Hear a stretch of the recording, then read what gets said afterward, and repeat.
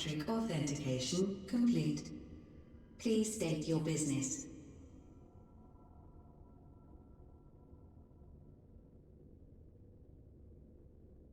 Acknowledged. Reinitializing Circus Tower systems. Searching for Elidibus entity.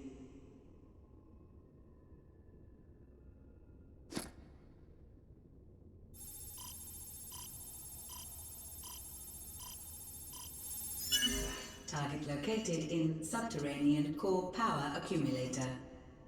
Projecting image.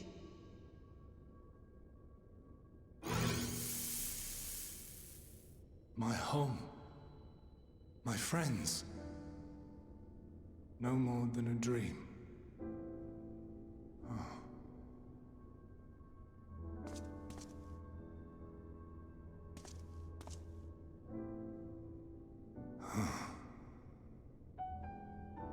You.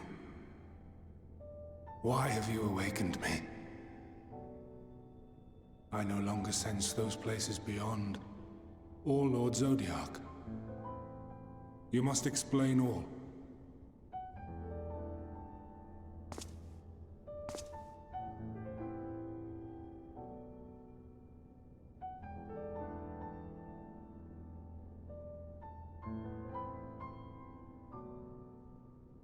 So, he is fallen, and my brethren's souls returned to the star.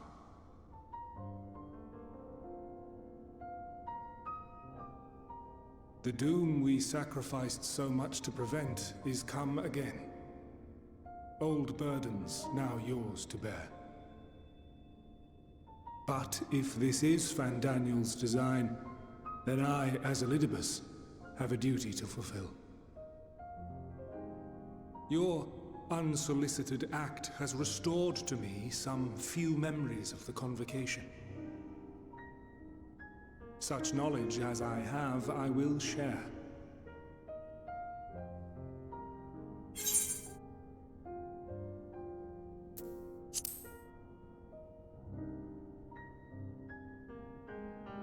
I do this not for you. I merely perform my duty, as I have ever done. Where to begin? The end. Your understanding of what caused the final days is consistent with our own. The decay first took root where the currents were weakest. Yes, a conclusion drawn by him, Fandaniel. Not the him of here and now, but as I knew him, long, long ago. Having shed light upon the phenomenon, he dedicated himself to devising a countermeasure. Were it not for his knowledge of the Celestial, we would never have made the connection, and thence forestalled the final days. And though he inherited that noble soul, how different this last incarnation, so consumed by self-loathing and hate.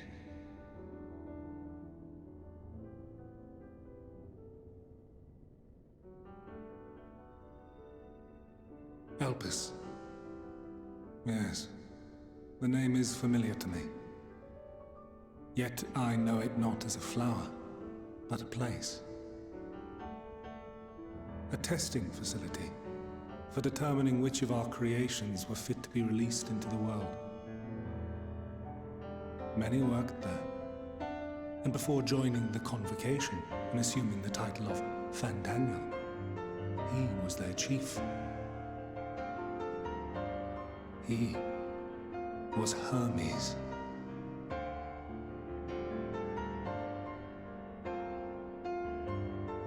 That is all I know. The crystals tell little of the lives the 14 led prior to their induction. Elpis itself would tell even less. Nary a ruin has survived.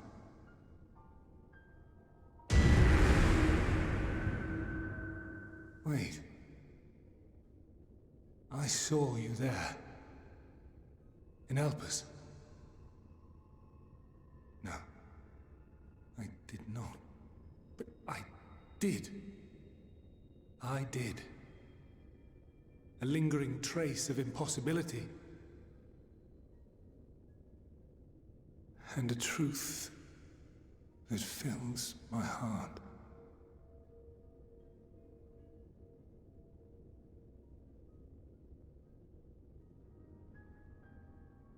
My memories remain clouded, I fear. However, they have revealed to me one possible course. You must travel to Elpis, to the time when Hermes served as its chief. In glimpsing the Exarch's memories, not only did I make his summoning magic mine own, I also mastered the workings of this tower, which, having absorbed my empowered essence, now harbors an abundance of energy. As such, I believe I can deliver you unto the past, unto that place and that precise moment. Given the eons that must be traversed, the gateway will not be fully formed. Your form will be less tangible still than those warriors of light I had summoned. In all likelihood, none will be able to see or hear you. Yet even should you manage to interact with others, you will be unable to effect meaningful change.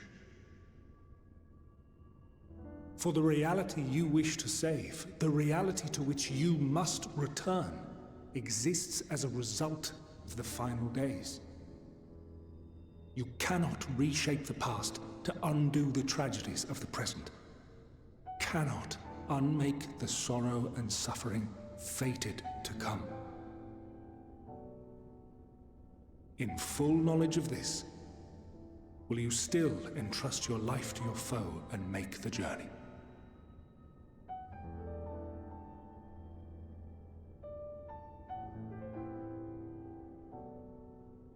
Very well. I shall cast you unto the river of time. Let this be my final act. You must input the commands. I no longer have the authority. First, you must reconfigure the systems, that the tower's ether may be channeled for the magic.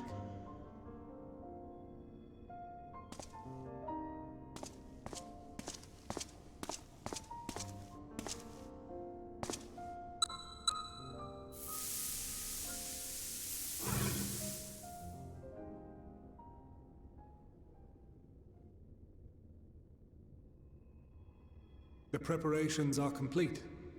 The gateway will soon open. Return at once to the ocular.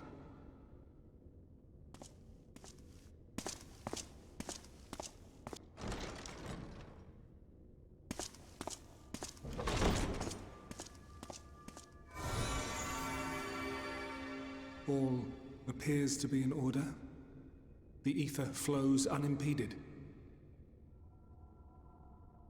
The magic should consume every last mote of my essence. Why are you surprised? Did I not say that this will be my final act? Lord Zodiark is no more. There is nothing for me here.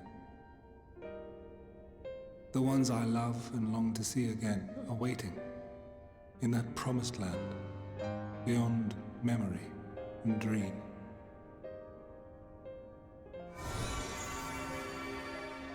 Now go, warrior of light.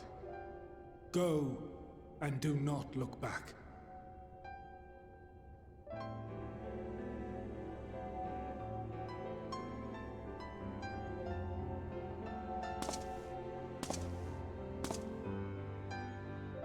Well, Hydealyn, I take my leave of you. Yours is the mantle of the last of us. May you have the joy of it, the burden and the solitude. It falls to you now. You and your champion to save our star.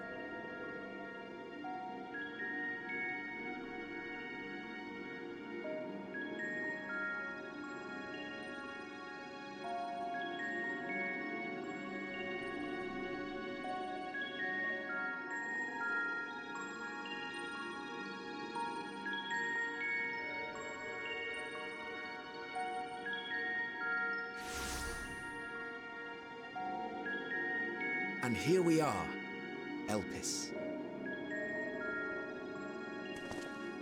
Well, well, how rare to receive you in person. To what do we owe the honor? Oh, just a few odd tasks. We'll be here a while. You're welcome to stay as long as you see fit, of course. As a matter of procedure, however, I must ask that you kindly remove your masks.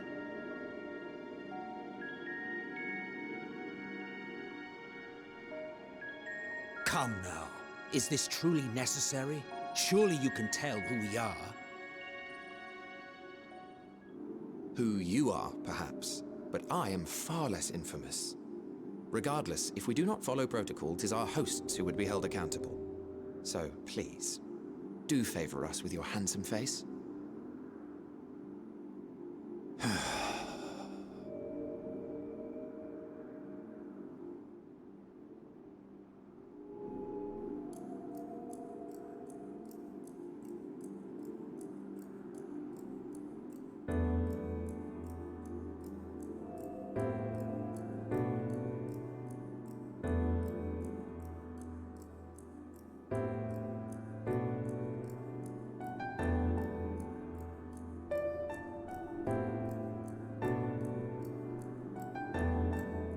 Satisfied? I thank you for your cooperation. You are free to go about your business.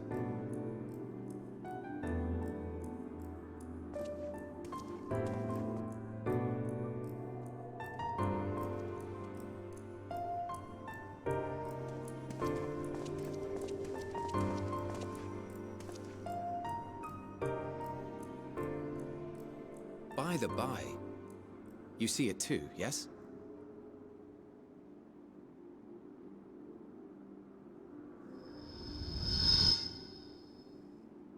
I haven't the foggiest what you're talking about.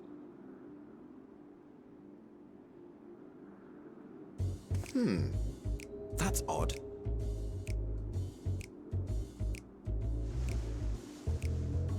It's right here. A bit thin in the ether, but there's no mistaking it. The color of its soul is almost identical to Azem's. Do you suppose he created it? Rather unusual for a familiar to have a soul, though.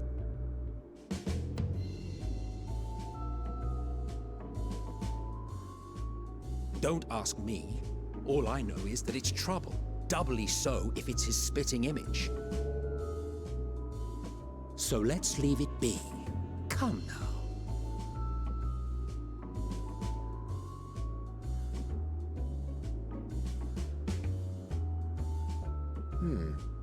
It's trying to say something, but it's literally too intangible to form words.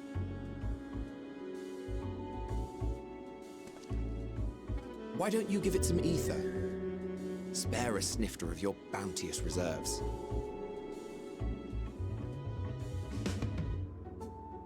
Who do you take me for? Why, a dear friend, of course. One who wouldn't let acts of kindness, such as my accompanying him on errands to far-flung outposts, go unrewarded.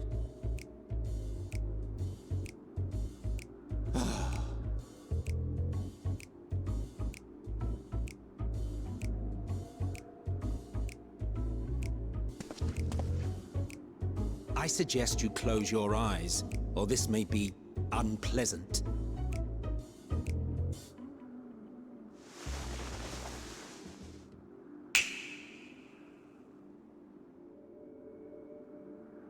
You may open your eyes.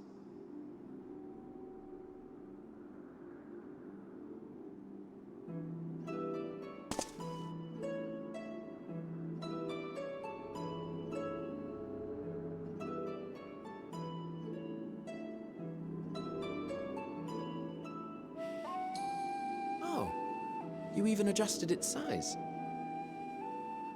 The better to indulge your whim. This way, it will be easier to communicate. How very thoughtful of you. And may I applaud your artful reinforcement. Without further ado then. Greetings! I am Hydealyn, Chief of the Bureau of the Architect. Sulking beside me is the most honorable Emet-Selch of the Convocation of 14. And how might we address you, my new friend?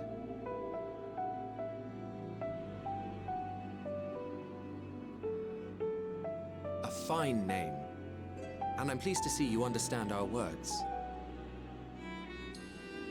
So, tell us, whence have you come? The thinness of your essence suggests you weren't created here.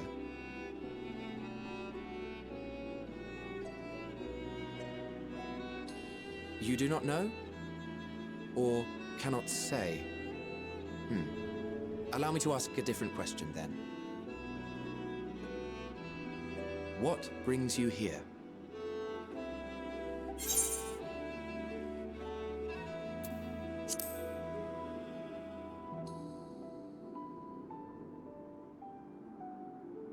Well now, the same as us. Perhaps Azem wished to come too, but had to settle for a familiar. If he truly wished to be here, then he would be. Right you are. My apologies if we've given offense. The two of us can discern the color of souls, you see, and yours happens to resemble that of a friend. And with your purpose matching our own besides, we jumped to a hasty conclusion. We are here to speak with Hermes, the chief overseer of this facility, which we also intend to tour in order to gain greater insight into the man's work. We, I say, though this is Emet-Selch's charge. I am here only to serve as his guide.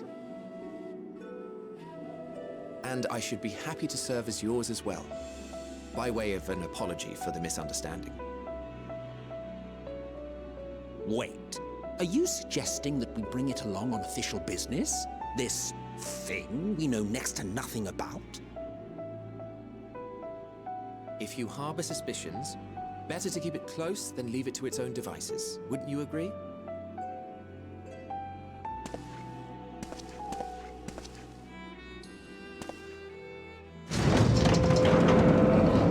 Besides, having a mysterious life form in tow is the norm rather than the exception here.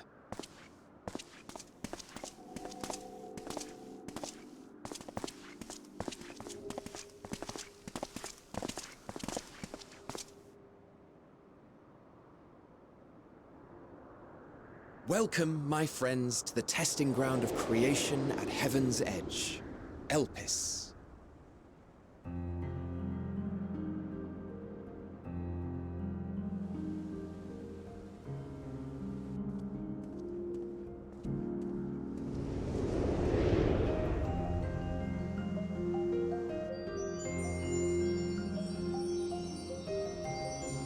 This presence.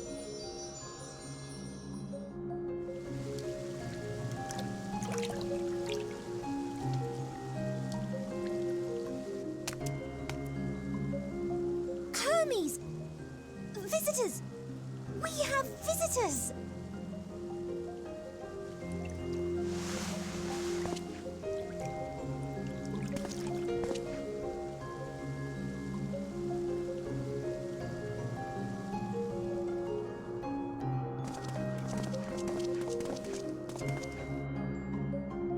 What secrets are you hiding, I wonder?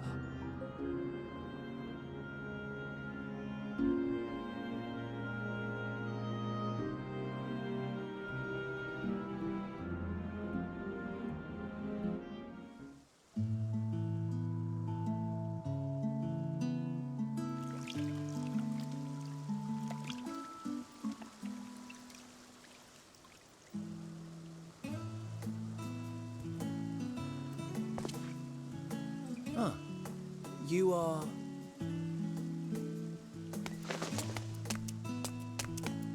Oh! Different. You're different too. You and me. We're alike. Friends. I want to be...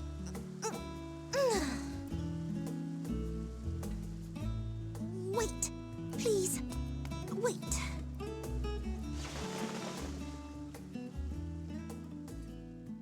Greetings and salutations. Can you hear me? Do not be alarmed. I mean you no harm. I wish only to hear your words, share your feelings, and know your thoughts.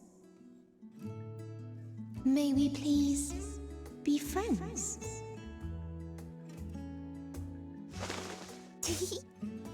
May we please be friends?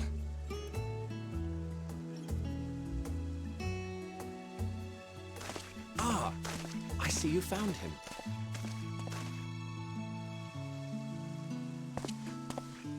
It's Lideus. It's been a while. Too long, I think. Too long indeed for close collaborators. On this blessed occasion, I bring not only myself, but others who long to speak with you.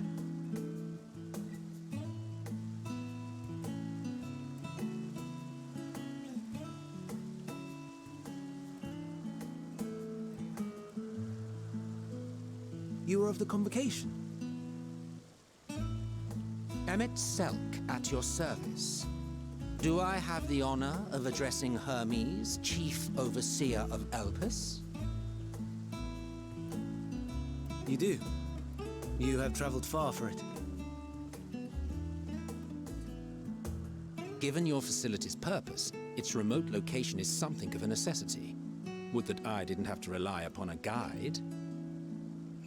Oh, you wound me. Have I not ever been an attentive and helpful friend? But moving along to more agreeable company, this one we chance to...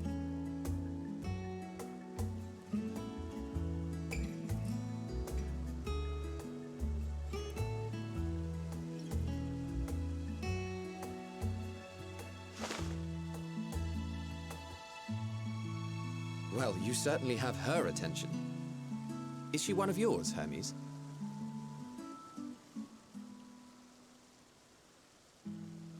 Her name is Meteion. It means shooting star.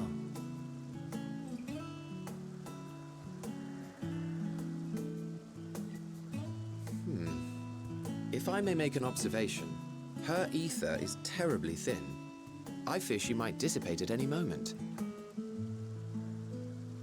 Nor do I believe you've made a submission to the Bureau. I would remember such a concept if you had. I haven't, as you say. I judged it too early. She's a pet project of mine, still undergoing preliminary testing. But rest assured that I will attend in person ere long. Very well. Being an authority on flying life forms, I appreciate that you are exacting in your work. I shall look forward to your submission. If we have finished with the perfunctory chit-chat, I would discuss official matters. By my coming, I trust you already anticipate the subject.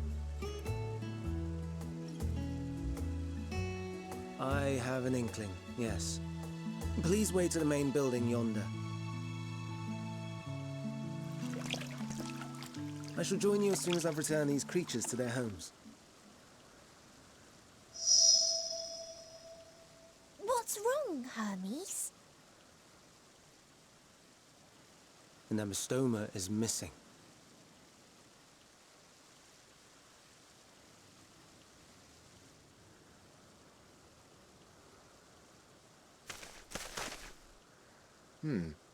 I may have found it. A creature with the self-same ether as those there, nestled in the boughs of a tree outside the grounds.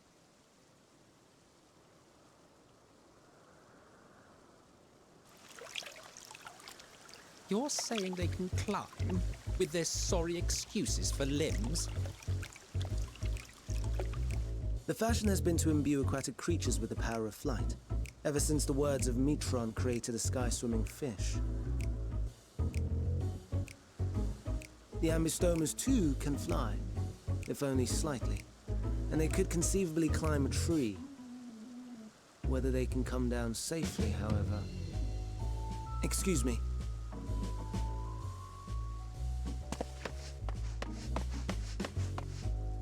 I'll help, too!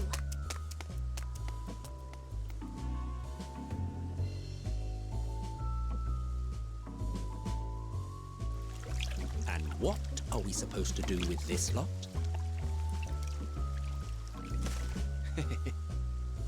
May I suggest we split up? If you would be so good as to assist Hermes, Emet-Selch and I shall keep an eye on these adorable creations in the meantime.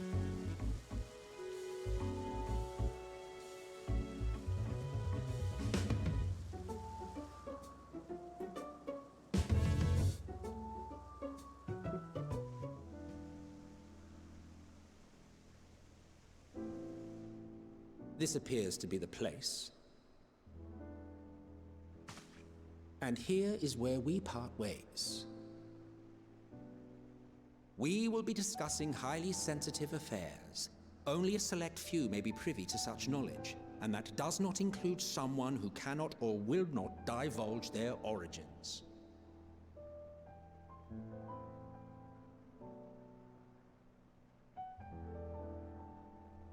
What? Will I have to remove you by force?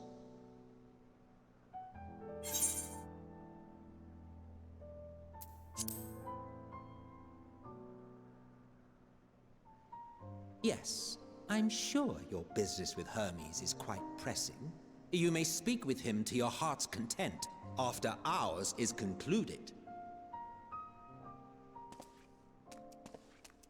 I do not object to his attendance.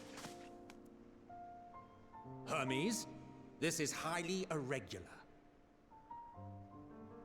Perhaps, but I believe he can be trusted. Meteion would not have taken to him so quickly otherwise. Moreover, the presence of a third party may help me to maintain composure.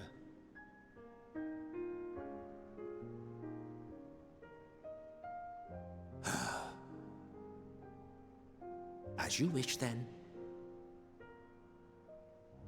Behave yourself, do you hear?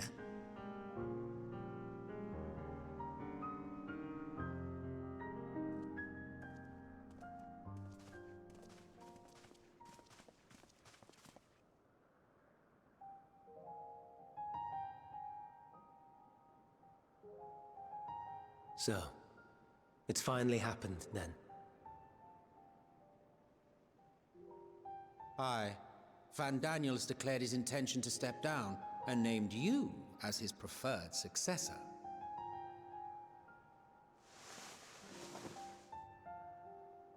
In recognition of your knowledge and your works, the Convocation is giving the recommendation due consideration. As one who does not know you personally, I am to use my impartial eye to take your measure. And above all else, to ascertain your disposition towards the invitation.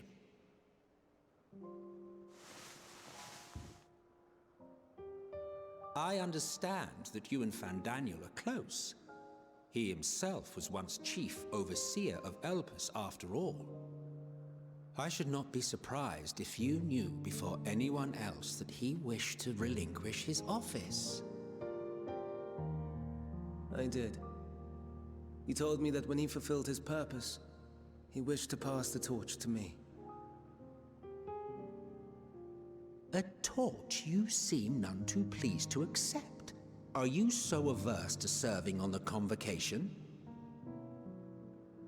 No, it's not that. For a humble researcher like myself to even be considered is an honor beyond words. No.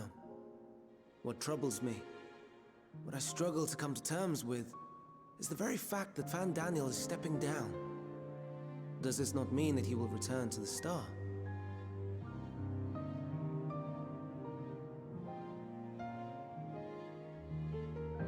Of his own volition, yes, like so many others have before him. Return to the star? Does that mean die? Well now, that's not a word I hear often. Is that what you say here in Elpis? Mankind is the life of Ktisis. Each of us, a drop of blood flowing through its veins, bearing sustenance.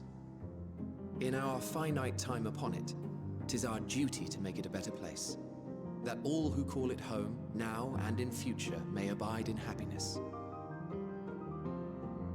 To that end, we have dedicated ourselves to the pursuit of enlightened creation. And by our efforts did we transform this once untamed wilderness into the peaceful paradise you enjoy today. To return to the star whence we came is a privilege afforded to we who have so loved and nurtured it. A choice embraced by those who have lived their lives to the fullest, in service to our world. And when they depart upon this journey, it is beautiful, always. The 14 are no exception. 'Tis believed no occasion is more felicitous than the fulfillment of one's duty. Our office becomes our lives, and to retire is to return, or so the majority of us hold. Some few have elected to eschew custom.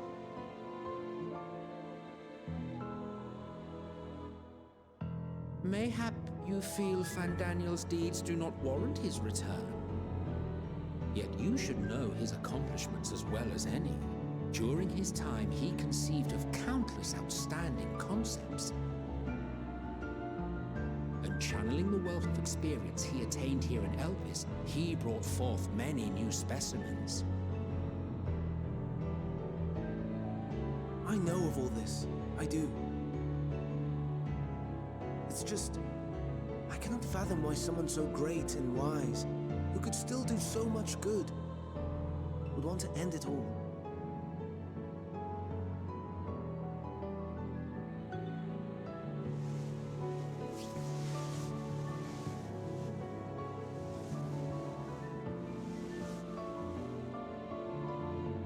Oh no, I've made her upset. Forgive me. I know I requested your presence. Might I trouble you to take Meteion outside? A change of scenery would do her good.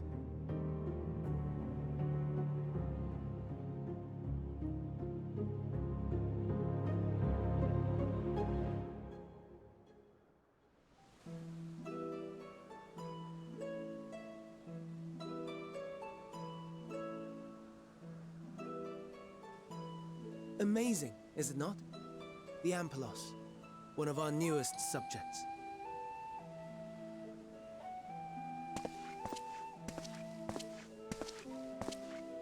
So, how are we coming along?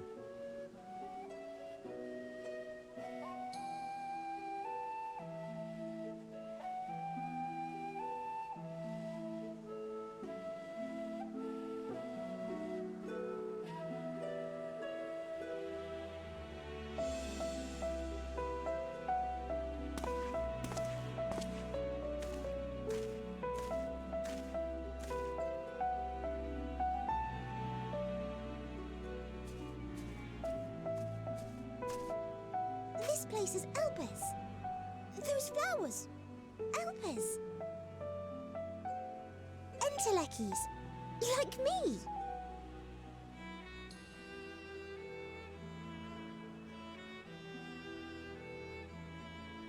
They are a product of Elpis, and so named for their birthplace. A happy accident, born of the hands of a former researcher who loved beautiful blossoms. Unique for how they change color, to reflect the emotional state of those nearby.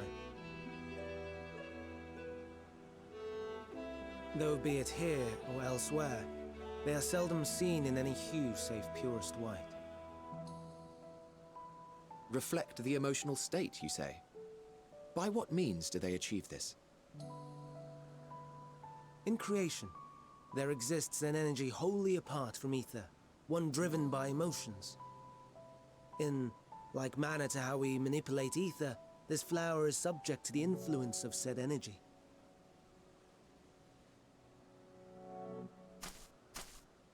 While it has no will of its own, it is sensitive to the prevailing emotion in the vicinity, and reacts by altering its color and vibrancy.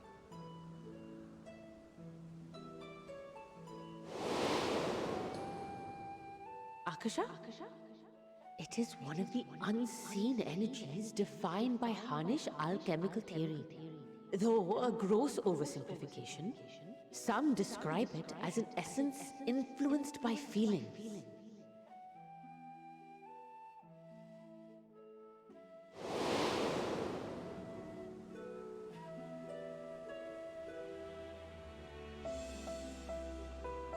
Akasha. Though I'm not familiar with the term, your description suggests it is the self-same energy. Dynamis, we call it. And those entities like the Elpis Flower that have the ability to interact with this energy, converting emotions into tangible phenomena, are Entelekis. That's me! That's me! An Enteleki! That you are, my dear. And no ordinary one at that, but the first possessed of free will.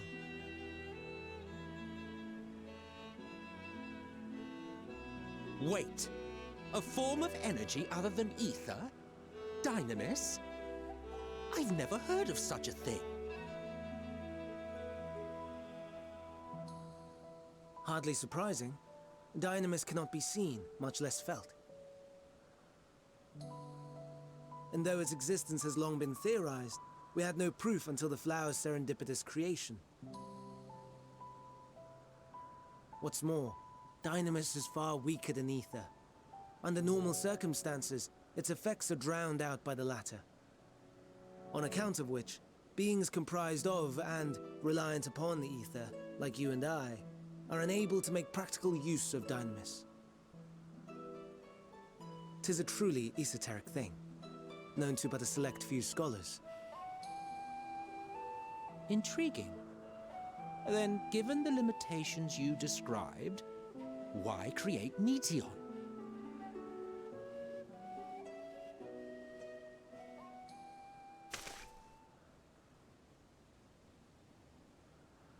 Our star, Etheris, is especially rich in ether, so much so that its name is derived from it. However, when we consider all energy in existence here and in the vast space beyond, Dynamis may account for as much as 68.3%. the more abundant form by far. Were we able to control it, we could open the door to limitless possibilities. 'Tis not unlike a gently flowing stream, unable to break through the dam of ether barring its path. But if we could imbue the stream with the vigor of a raging river...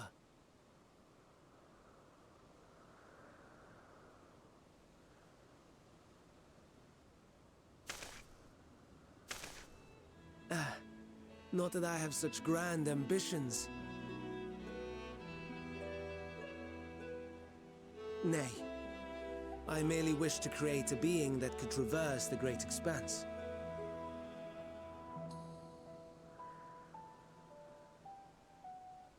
The relative scarcity of ether beyond the bounds of this star was a concern.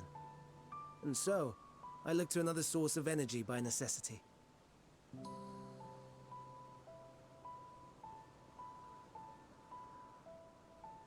That being Dynamis. No wonder her ether is so thin. Precisely. Yours is thin too. Like an entelechy. Like me. So... are we the same? Entelecchies.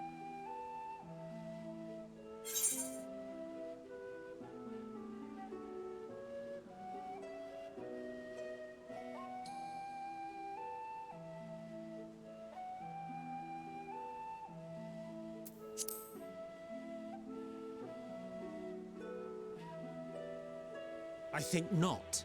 Your nature remains a mystery, but ere I reinforced you, you appeared to be little more than a common familiar, and a faded one at that. A deficit of ether alone does not an entelechy make. It would, however, make it easier for you to interact with Dynamis. And limited though its influence may be, this quality could prove the difference between victory and defeat. You'd do well not to underestimate it.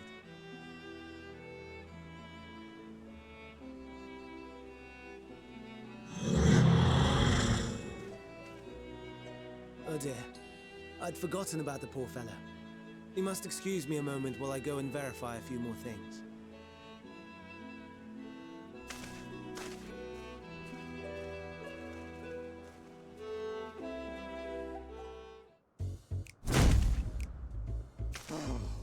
No, no, no. You are not foisting this nonsense on me.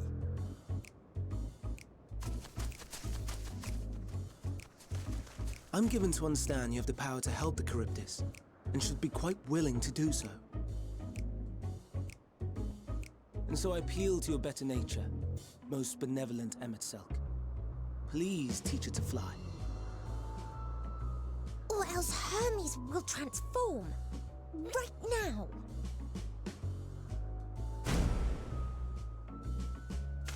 Now, there's no need to go quite that far. Altruism is its own reward, as I'm sure he would agree. Oh, would he now? And who contrived to put me in this position, pray tell? Nothing so devious. I merely suggested a possible course of action.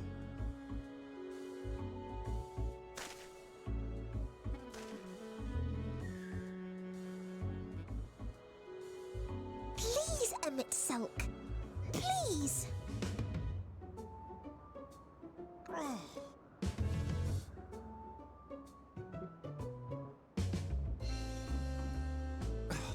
I did not come all this way to play nursemaid to your creations. I'd thank you to remember this favor and let it be the last.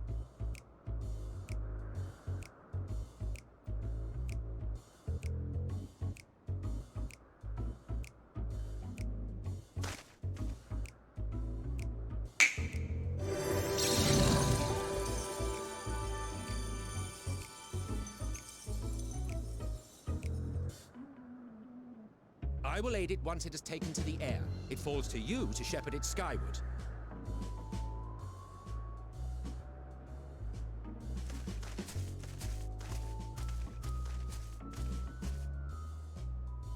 Well, let's relax and enjoy the spectacle, shall we?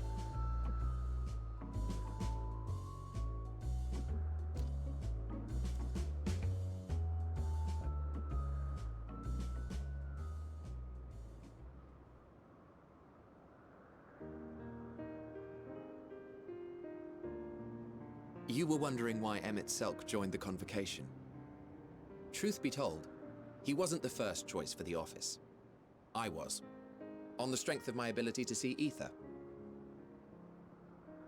But I declined the offer. For though my vision is exceptional, I am pedestrian in all other aspects. Worse even, quite abysmal when it comes to manipulating ether, for example. Couldn't transform even if I had a mind to do so. What good is the ability to perceive a problem if one cannot act to address it? Emet-Selch has no such shortcomings. He excels in vision and manipulation both, the latter to an extraordinary degree. If there is a mage more powerful, I do not know of them.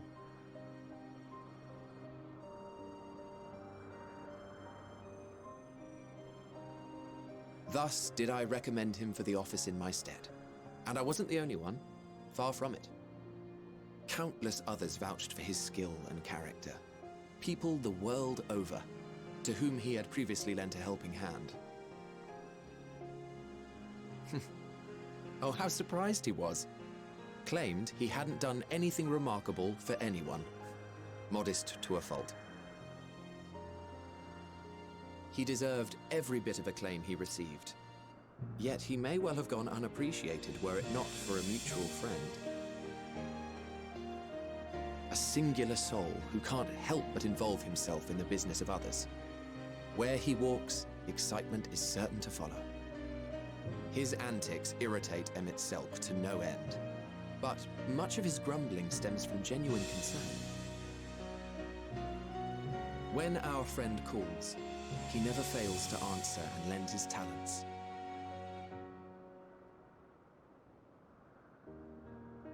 And in the course of doing so, he himself came to be recognized and respected by those around him.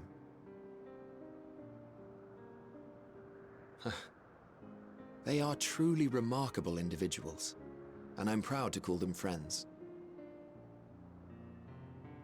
To help them realize their dreams. This will be my greatest contribution to our world. And when they have fulfilled their respective purposes, so too shall I have fulfilled mine, and together we may return to the star. Look at me, spilling my innermost secrets. I can't seem to help it with you. I can only assume it is due to the color of your soul. I just don't understand how you can be so alike and yet so different. Well done, my pet. Well done!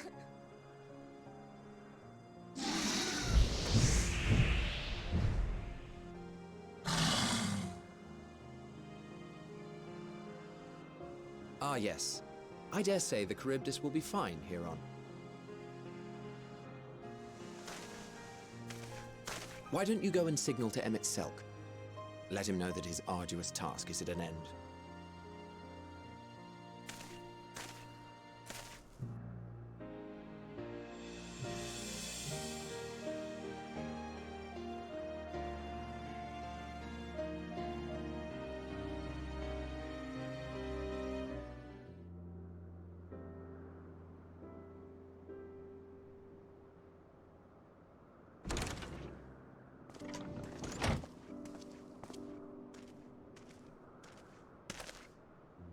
Hermes!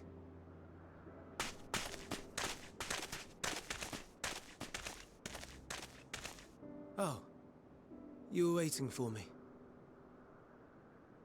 You've finished talking?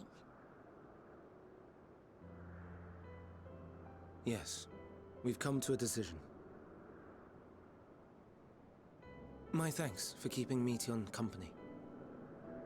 Emet-Selch and Hydealyn have already retired to their rooms. There is room for you too, if you would follow me. Wait! I want to show you something first.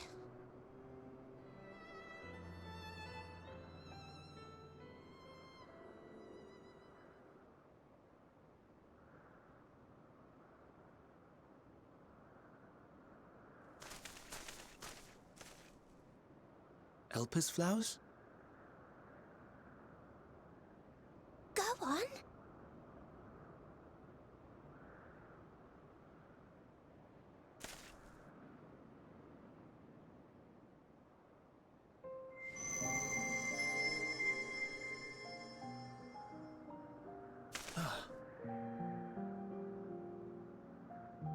You're not the only one, Hermes. Others feel sad too. You're not alone.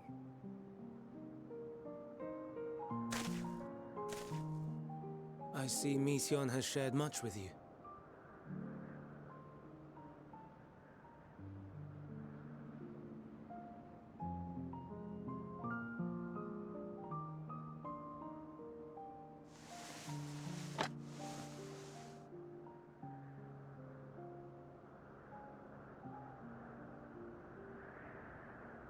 May we talk a moment?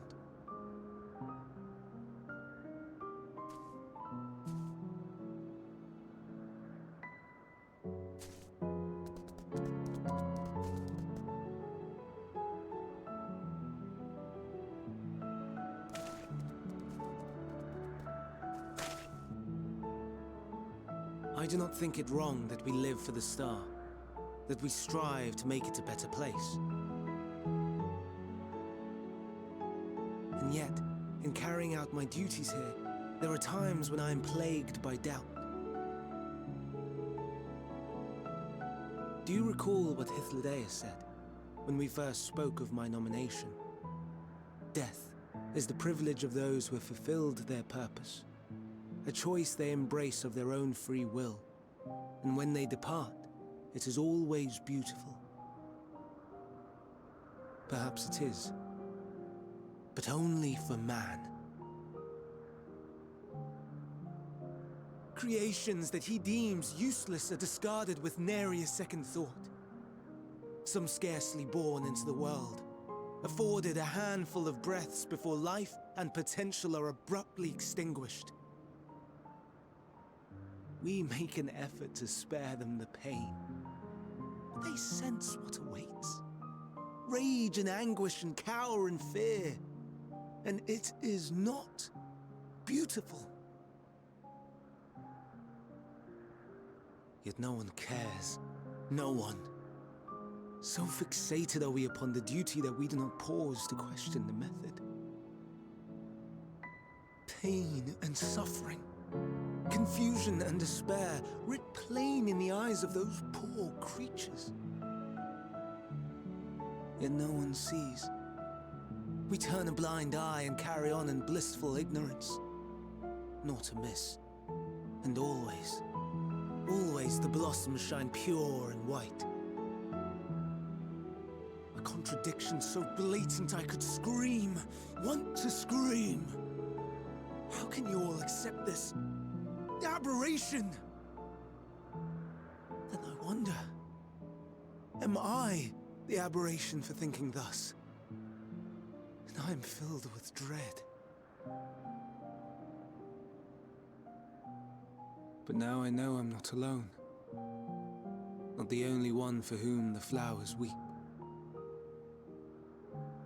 I won't ask what you thought as you kneeled beside the Elpis, or if you only did it at Meteion's insistence. Nevertheless, I thank you. To know that you too have experienced suffering is a comfort.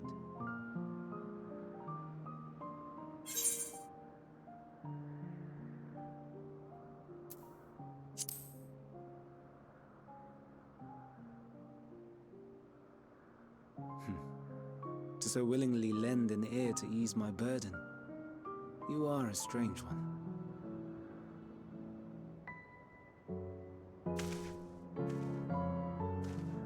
The stars in the heavens. Know you what they are? Though it is too far to tell, each glittering light could be a world not unlike Ktisis, a world filled with life. So many stars, so many lives. For us, there may be no higher purpose than to live for our world. But what of the other living beings out there? What is it that gives their lives meaning? That drives them day after day after day? To pose that question to our undiscovered cousins, I created beings of dynamis, who can traverse the vast emptiness between the stars. Meteion and her sisters. Aye, sisters. She has a great many of them, and they have already departed on their journey, traveling to one star and then the next in search of life. As one might expect, exploration on such a grand scale is rife with difficulties, and thus far I've naught to show for it. But I have faith that we will make some manner of discovery ere long. And when we do, I should be glad to share our findings with you, in gratitude for your kindness.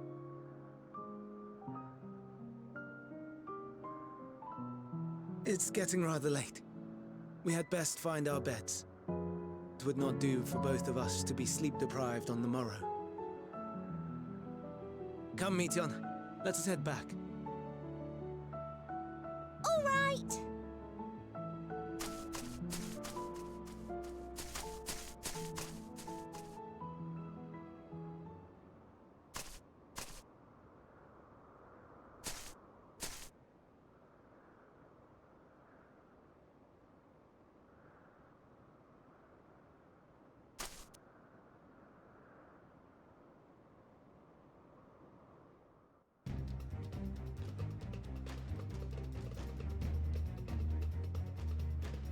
Now.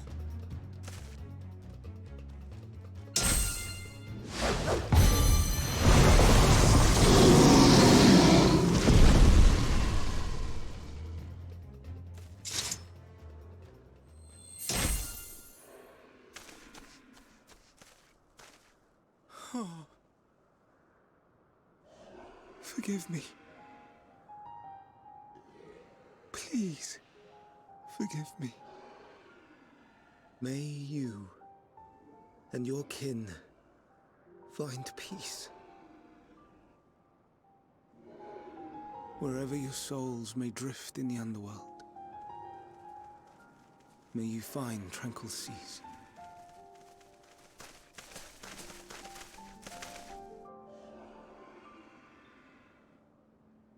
Be not forgotten, in concept endure, to reclaim form and one day live again. Serve not the star, or any purpose save your own. Live again, if that be your desire.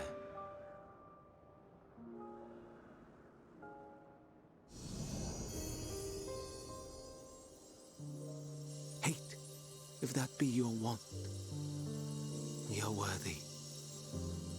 But leave your suffering behind. Lay down your burdens, be born anew. Fly high, fly free.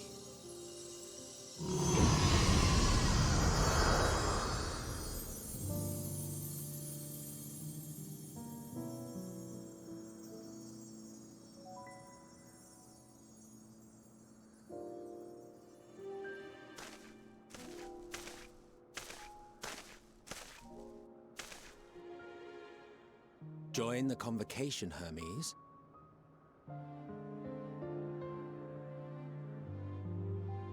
You do not belong here.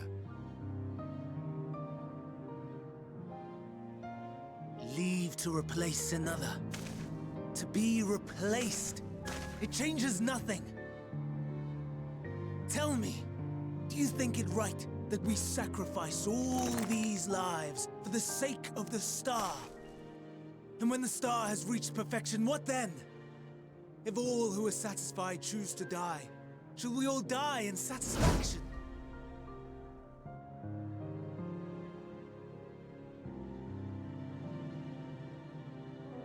I do not know. Were I to take up the seat of Fandaniel, it would be tantamount to approving my predecessor's death. I do not know if it is right. and to be torn by such thoughts. I do not know if I am fit to represent mankind. Hermes! Please don't be angry. It hurts so.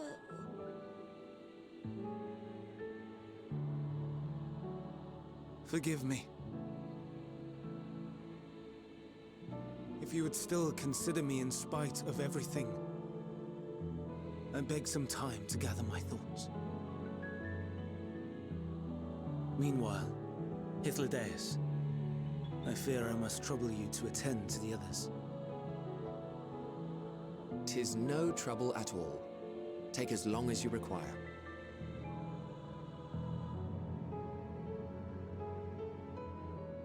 And you, my friend, I pray you find that which you seek.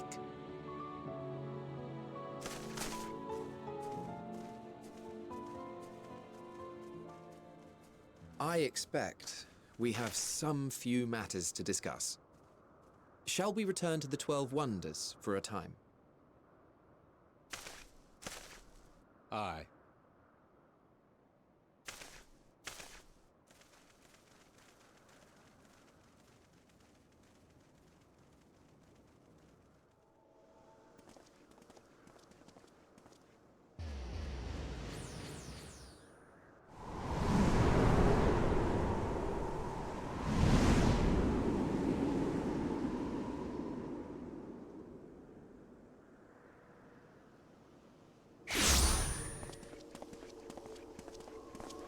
I present to you Calamelios Zephyros.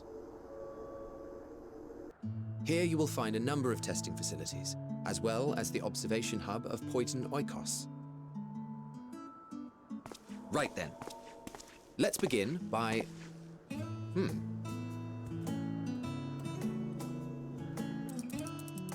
Well, well. An Arrayus. How delightful.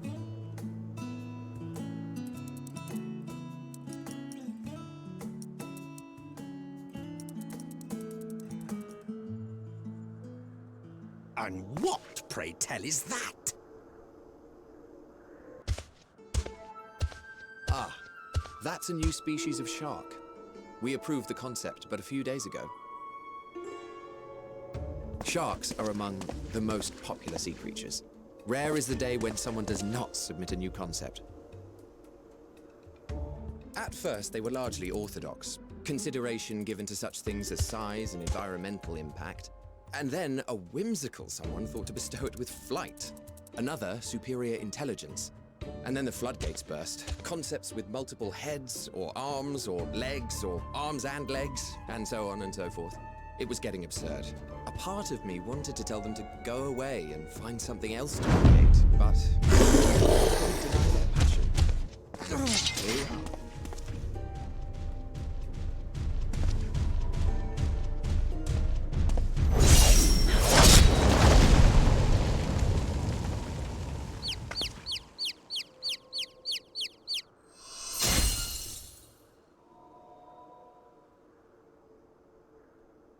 That was too close. Are you unharmed? Well now, if it isn't a pair of familiar faces. Venat, that we should meet you here.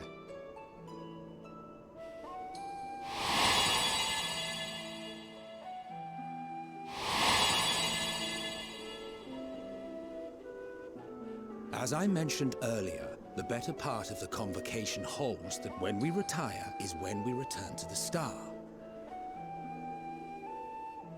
Well, she is not among said majority. Even after stepping down, she carries on with her work. Venat is her name, and she is the previous Azem.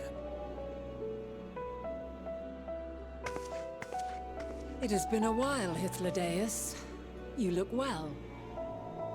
Less so, Emet-Selch.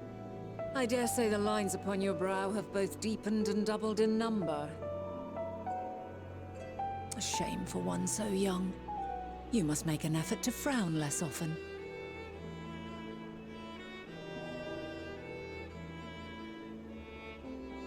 Easier said than done, thanks to your unruly successor. How is he, if I may ask?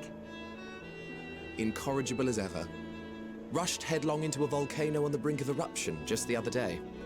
I should be glad to share the tale in its entirety later, if you're so inclined. Huh, you know I am.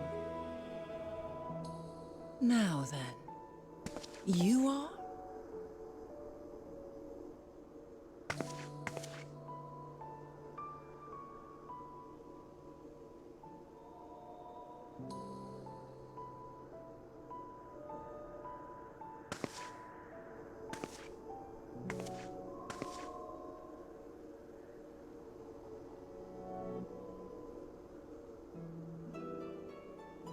I say, have you perchance come from the future?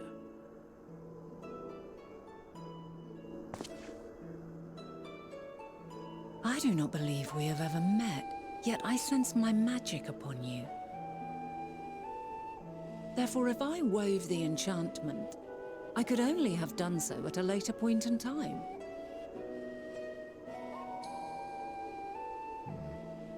What manner of magic is this, if I may ask? A traveler's ward, of course. It prevents the corruption of one's ether.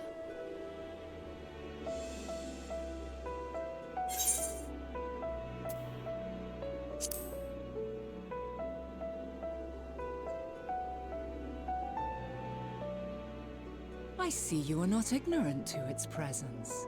And while there are many protective spells, the one you bear is unmistakably mine. Hold on. From the future? That's absurd.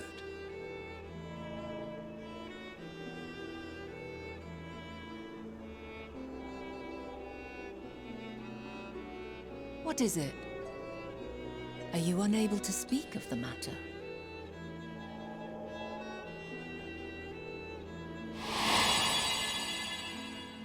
The reality to which you must return exists as a result of the final days. You cannot reshape the past to undo the tragedies of the present.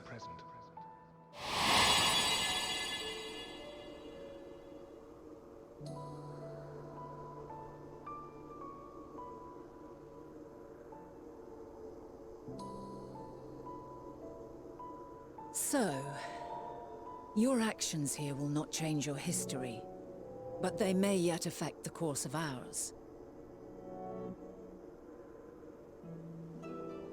How very exciting! I'm quite fond of delving into the unknown, and there's naught more unknown than the future. Until a moment finally arrives, we cannot know for certain what will come to pass, regardless of our supposed foreknowledge, so you needn't worry for us. More importantly, that you should go to such great lengths as to travel unto the past bespeaks the gravity of your quest. Will you not reveal it to us? Mayhap we can be of aid to your cause.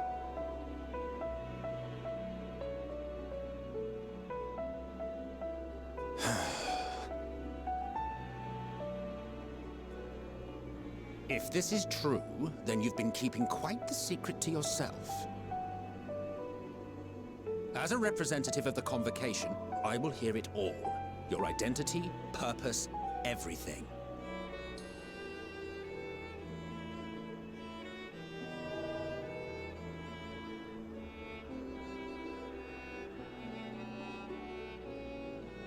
Why don't we move to a place more conducive to calm conversation? I've been working here for some days now at an old friend's behest. If it is agreeable, we may make use of my accommodation at Poiton Oikos.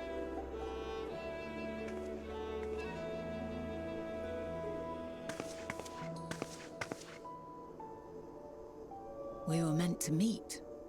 I am certain of it. Else I wouldn't have marked you so clearly, and sent you unto myself in the past. It's precisely the sort of mischief I would get up to. And quite inspired, if I do say so myself.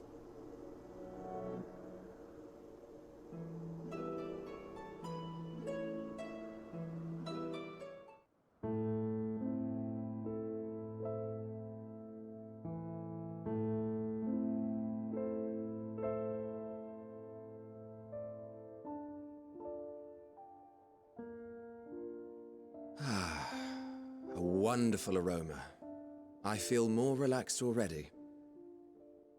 Would that I had sweetmeats to offer, but I travel light out of habit.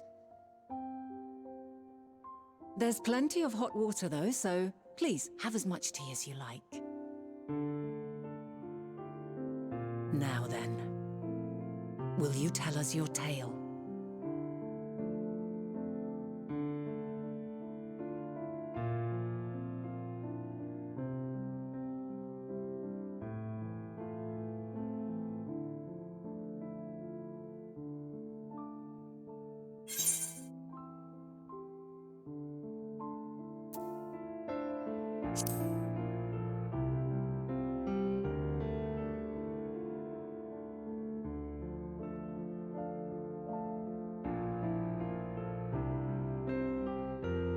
Why don't you start from the beginning?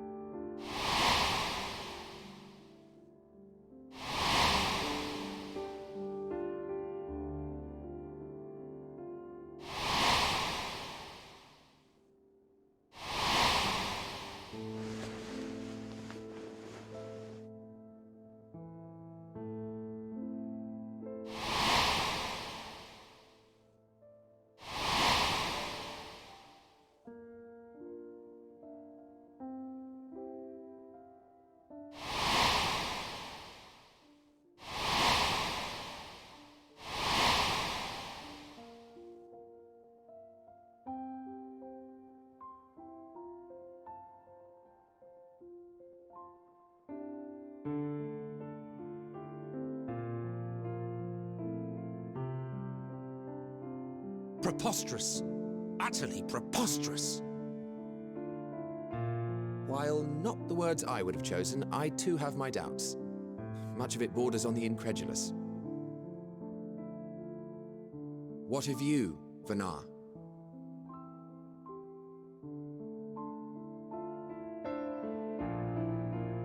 Not knowing the precise details of the first final days, it is difficult to determine the veracity of the tale. Supposing it is all true, I must ask myself why I would do what I did. Why would I feel I had no recourse but to oppose the 14 and create this Hydealyn? Circumstances change, of course, but it would not have been an easy decision regardless. No, there must have been a reason. One compelling enough to force me to take such drastic measures. Then there is the Elpis Flower, which I said would serve as a guide. That it's of import to your mission is plain, but your presence here leads me to believe that this place also holds significance.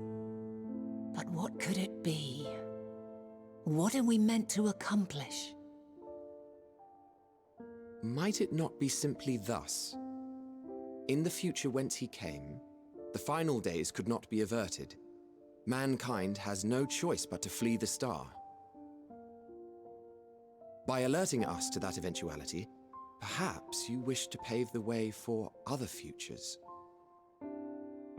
Theoretically speaking, it is a possibility. Yet if that were my primary objective, I see no reason to guide our friend to Elpis specifically. The capital and Amarot, or even my own home would be more logical destinations.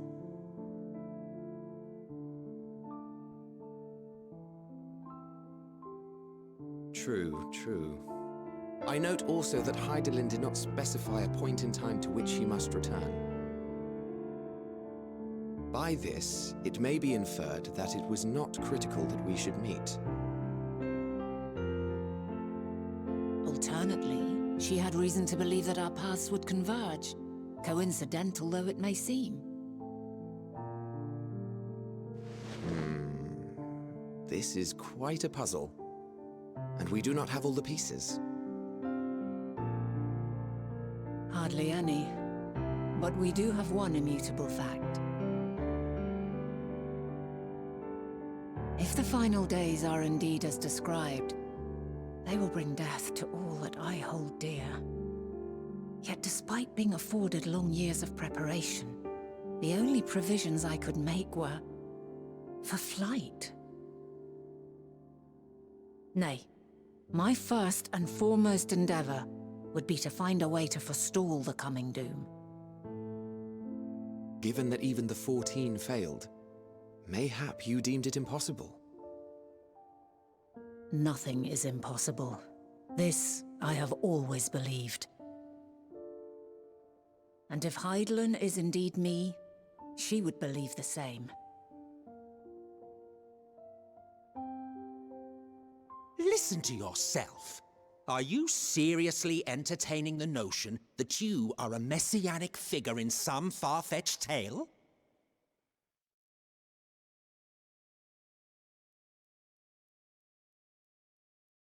Well, I will not.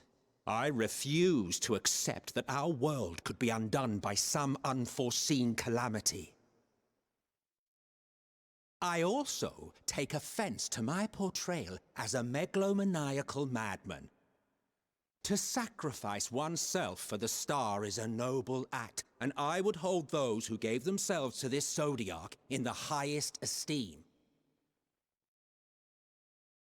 Yet, you claim I recreated Amarot and populated it with phantoms of our people? A bizarre indulgence that would be insulting to their memory.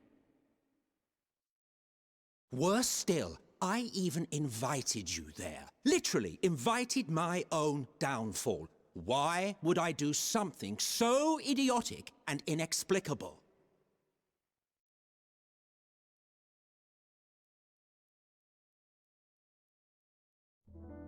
Now, I will allow that the hypothetical task of restoring our world would be daunting in the extreme.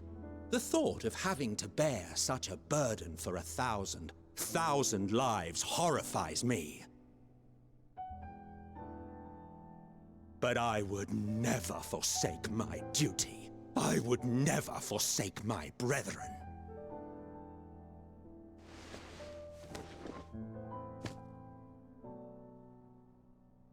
You do not know me.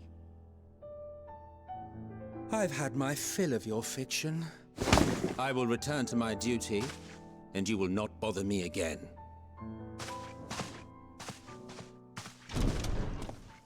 Emet-Selch! Wait!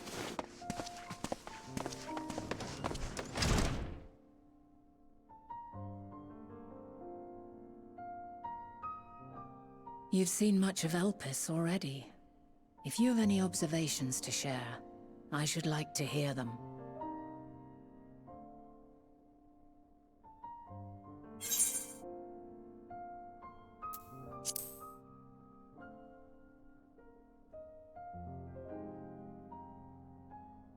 Ah yes, the energy distinct from ether. Though not my field, I have a basic understanding of dynamis. And you say Hermes researched the phenomenon in the course of creating Meteion? Yes, I believe this warrants further investigation.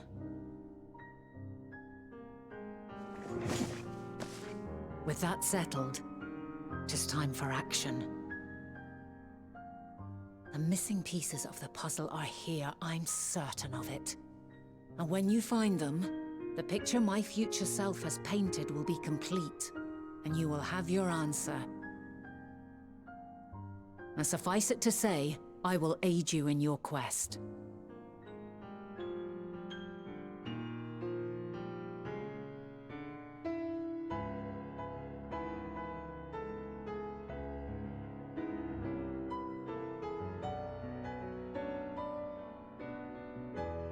Have faith. If Emet-Selch is the man Azem described to me, we've not seen the last of him.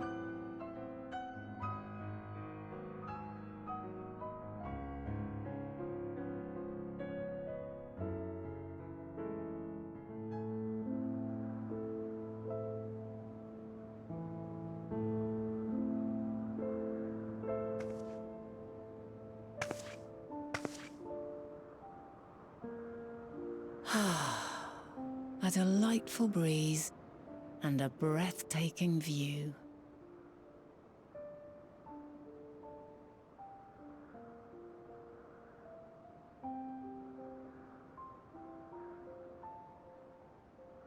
What is it like in the future?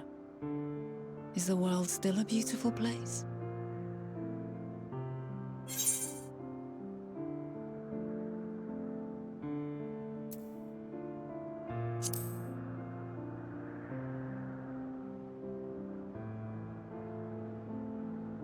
Dark, hidden places, rife with danger. Those have an altogether different, but no less powerful sort of appeal.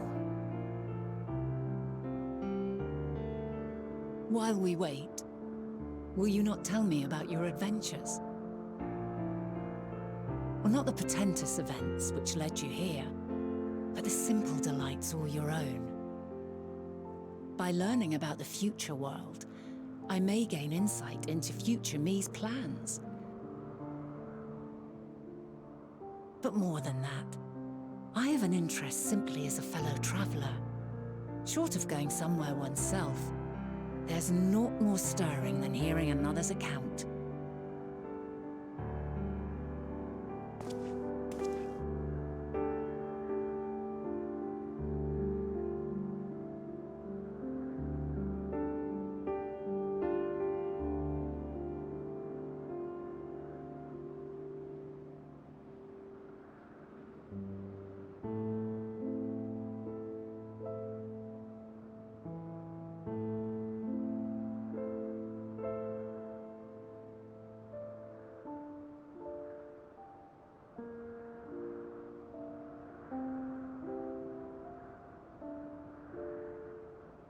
Incredible. Would that I could have been there to see it.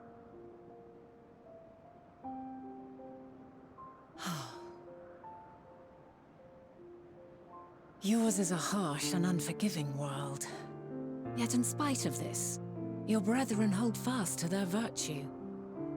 To know that the light of mankind's potential still shines, even in that faraway place, it gives me heart.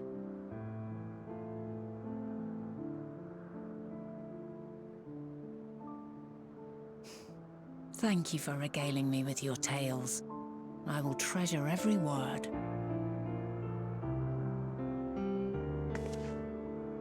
As you know, I was once a scholar. And among other things, I sought to understand the workings of the world. What exactly is ether? How formed the laws of nature? Whence sprung mankind? Riddles and mysteries beyond counting. Over the years, I have managed to find answers to some few of them. Yet rather than attain a sense of mastery, the more I understood, the more I came to hold the world and its miracles in awe. We too are miracles, each and every one of us, born of the warm breath of life that traverses the heavens, swirling through eternity. When I fully grasped the improbability of our existence, nothing felt impossible anymore. If it could be imagined, it could be done.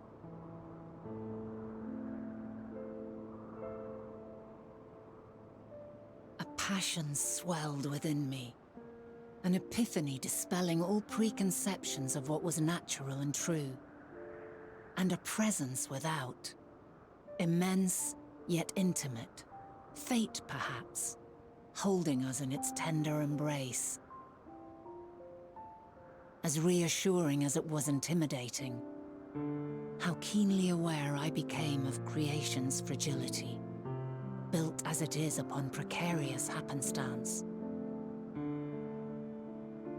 I was overcome with an irrepressible urge to know the world more intimately, to hear its voice, feel its breath.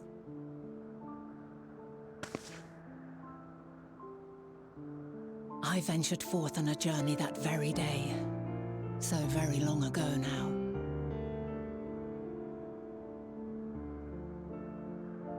Freed from presumption and prejudice, I saw the world through a newborn's eyes.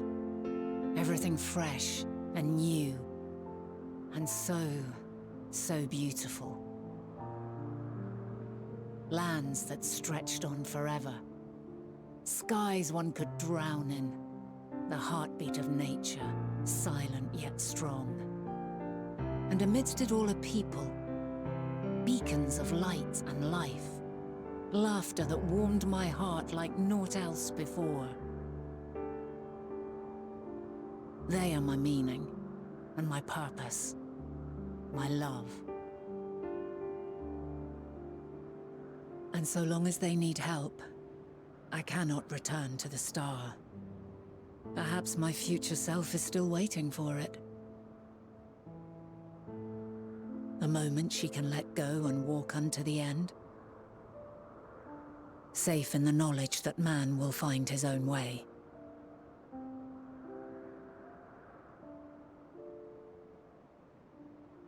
You, who are our future, tell me this, and tell me true. Has your journey been good? Has it been worthwhile?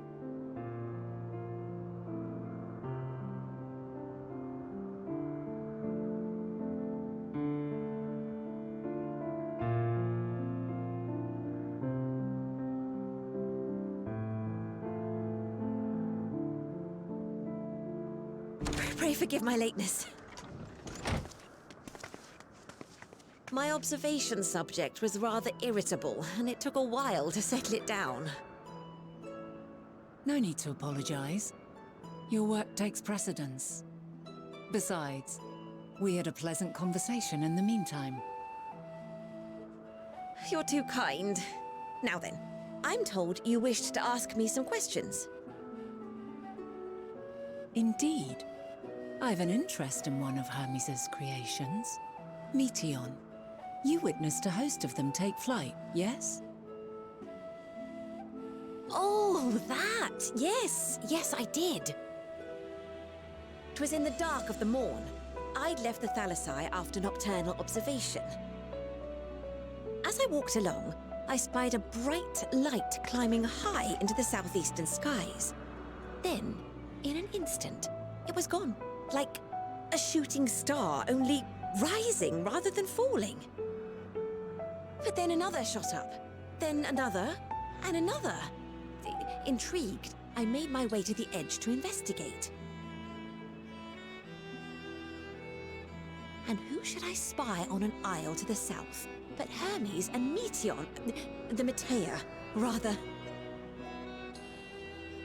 There were lots of them, and I realized they must be the shooting stars that I'd seen. A dazzling spectacle indeed. Have you spoken with Hermes about this? Oh, yes.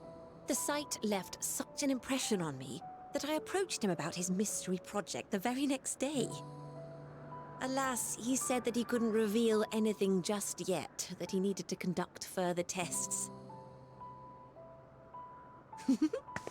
It shouldn't be long now, though. He often returns to that isle, and I have a feeling he's nearing a breakthrough.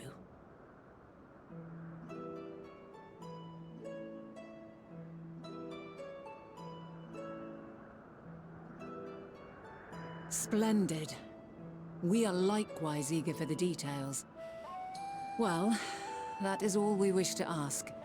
Thank you for taking the time to indulge our curiosity. You're very welcome. It's always a pleasure to speak with other inquisitive souls. Oh, and will you be descending now? If so, I shall link the doors for you. Please.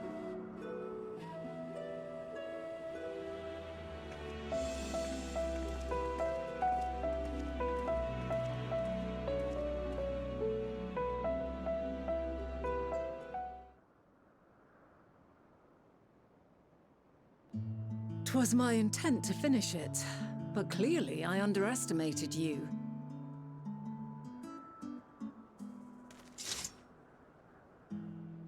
One would think I never learn. I made the same mistake with Azem when we first sparred. Despite being less than half my age, his strength was astounding. As is yours. 'Tis plain you have weathered considerable hardship. Far more even than your tales would suggest. It seems we have both learned much on our journeys.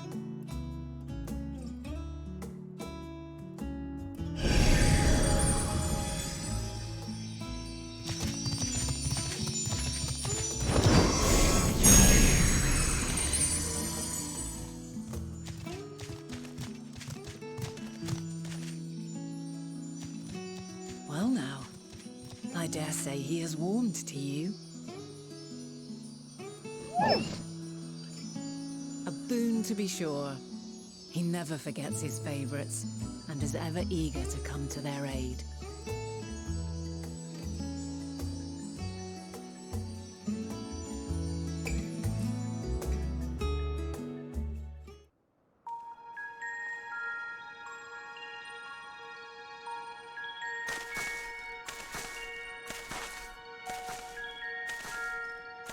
Quite a small place, lacking even the most basic equipment.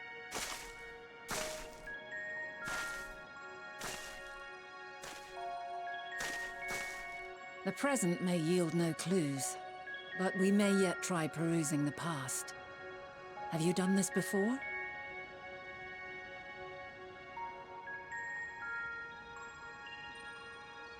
So you cannot control the power freely. Worry not. I shall assist you. Come and stand before me.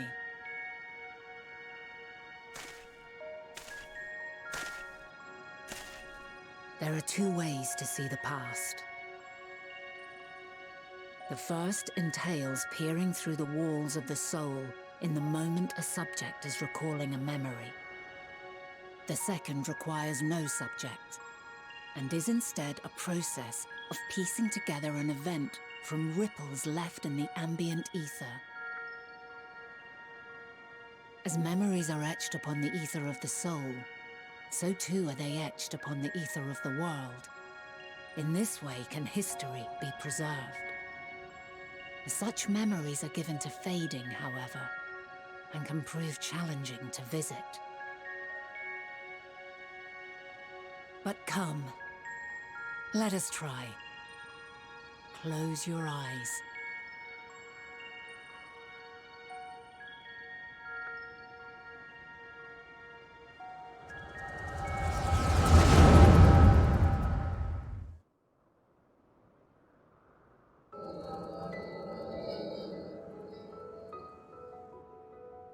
All units fully functional and proceeding on course towards their respective stars.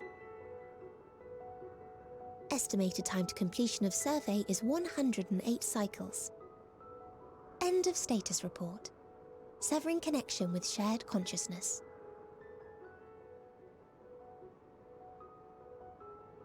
Did you hear that, Hermes? All is well.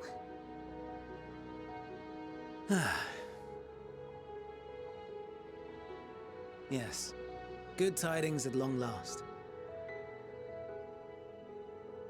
Every step of the way, I've been reminded how little we understand creation. How the universe defies imagination. But soon we won't need to speculate. We'll know the answers. What others live for. Indeed. And we'll owe it all to you and your sisters. I wonder what answers we will get. Whatever intelligent beings that exist out there are bound to be vastly different from us. Diverse in form and culture, possessed of unique ways of thinking. Their conception of life and its purpose will be no exception. Completely and utterly unlike ours. Utterly unlike... how? I have no idea.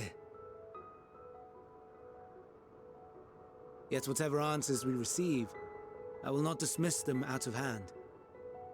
No, I will think earnestly on them all. And I will share them with our people, that together we may contemplate our own existence. Perhaps then our star will become a better place. Not only for man, but for all life.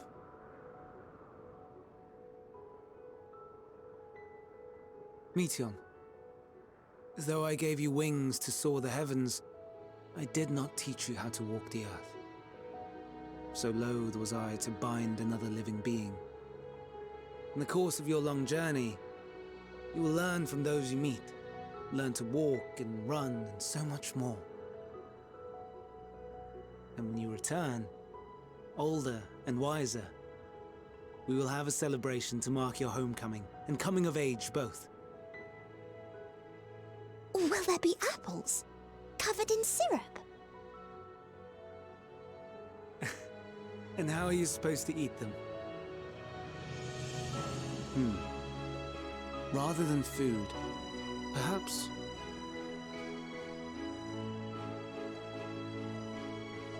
a flower. Yes. Upon your return, I will gift you a beautiful flower.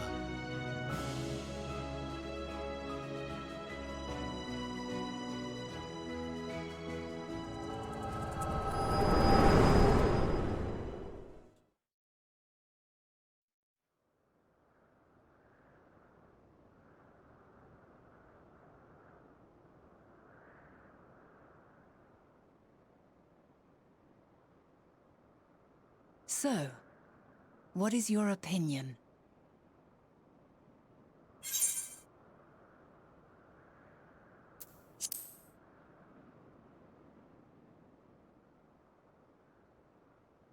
I'm inclined to agree.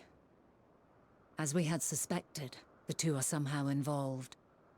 Yet 'tis difficult to believe that they would deliberately seek to end all life.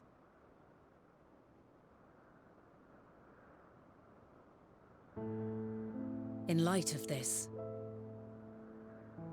I propose that we reveal your tale to Hermes himself.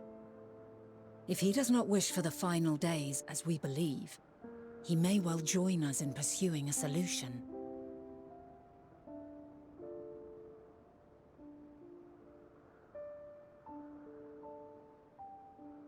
Then it is settled. Let us seek out our friend with all swiftness. 'Twould not do to let such a pure soul be blackened by tragedy.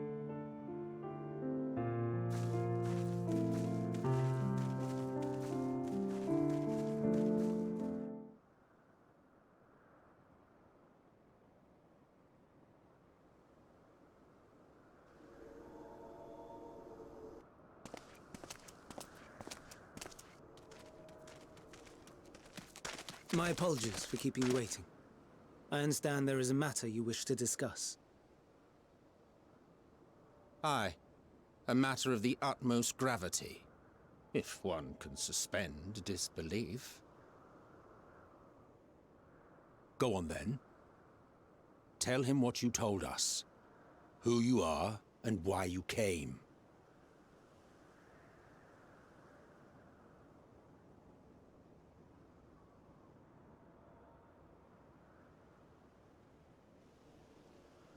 The final days.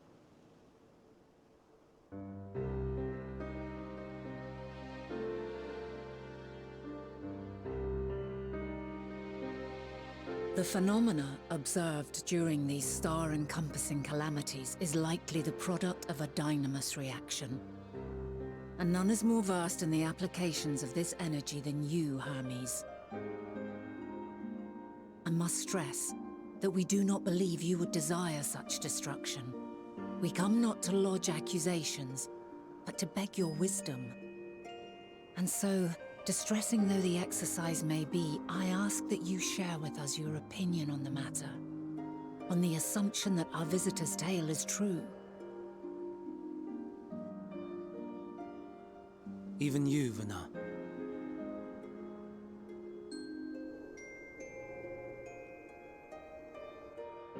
As you say, the phenomena observed in the two calamities may both be attributed to dynamis. Of note is the difference in its effect. In the first final days, it warped creation magics. In the second, it warped the people themselves. The key variable, I suspect, is the etheric density of the men of each age. As you know, ether, in essence, negates dynamis. Harboring high concentrations of ether, we ancients cannot readily manipulate dynamis, nor be manipulated by it.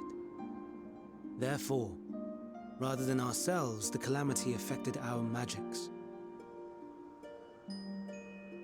In contrast, having been sundered, the people of the future are composed of but a fraction of our ether. Thus are they susceptible to the influence of dynamis and its transformative potential. But that would explain only the mechanism, not the cause. Though perhaps...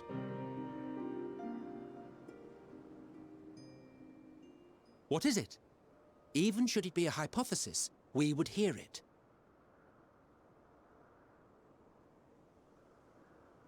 Dynamis is an energy put in motion by feelings. Feelings for which there must first exist a source. A source to which the victims must be attuned. One that harbors the self-same negative emotions. Elsewise it could not be the agent of such extreme change. So it wasn't the stagnation of the celestial currents. Someone, or something, is instigating the star's demise.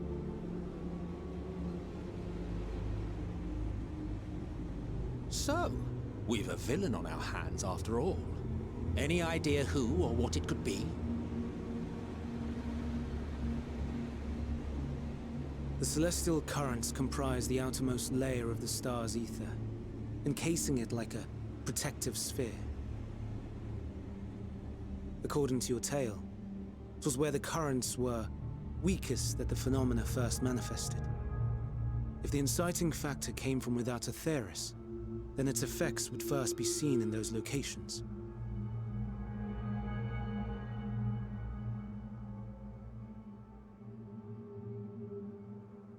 Greetings. Can you hear me?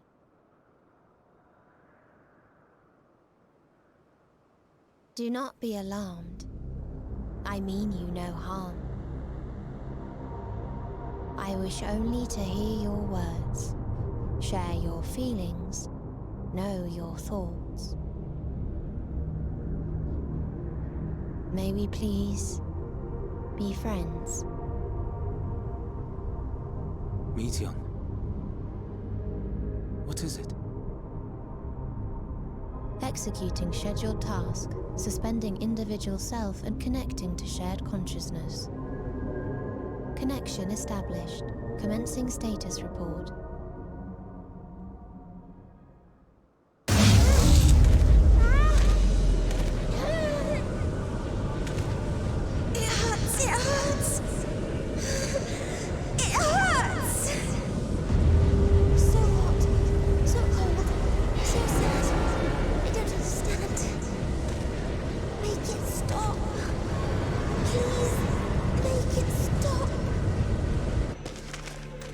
Steady, Meteion.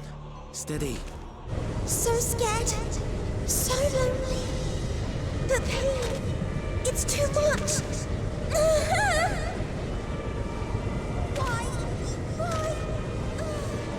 Why do we...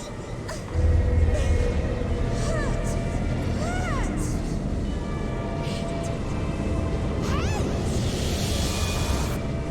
This is wrong! All wrong! She's gone? But how? She has altered her etheric density in order to blend in with her surroundings, an ability for avoiding confrontation. Most effective. Frustratingly so. I can't see her either. Not even a trace. Stay away. Please. This is wrong. My mistake. So please. Are you all right?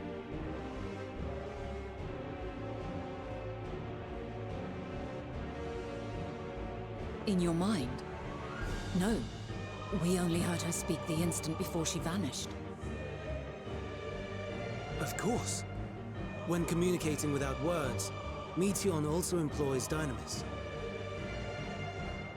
That will explain why you were able to hear her, when we could not. Then you are our best chance of finding her. Follow her voice and try to track her down.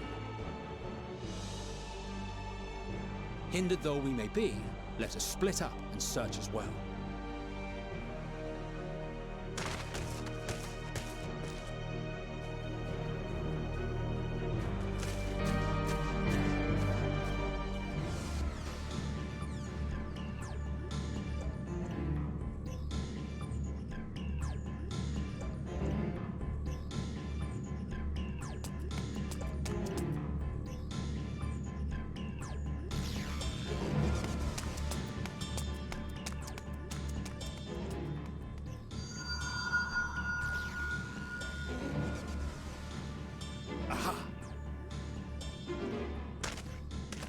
Give chase. We shall herd her into the shelter.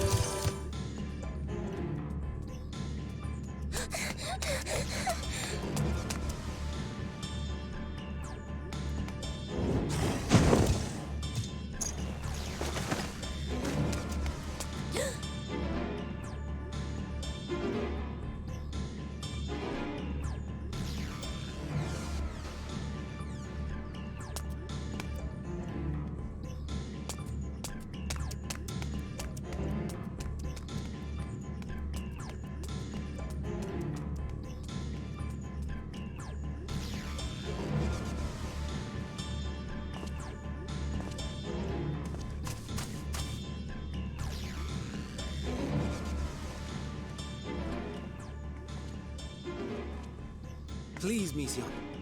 We must speak.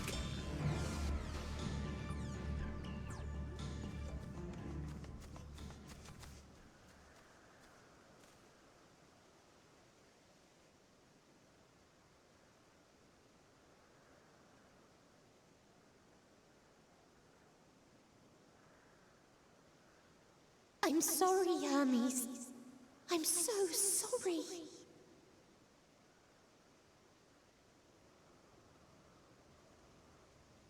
If someone can hear these words, then please.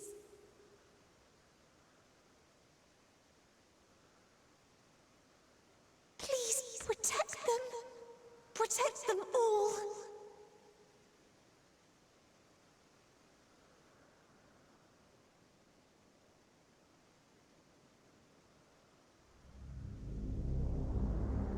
Individual self-suspended. Connection with shared consciousness stable. Our survey is complete. We shall now report our findings.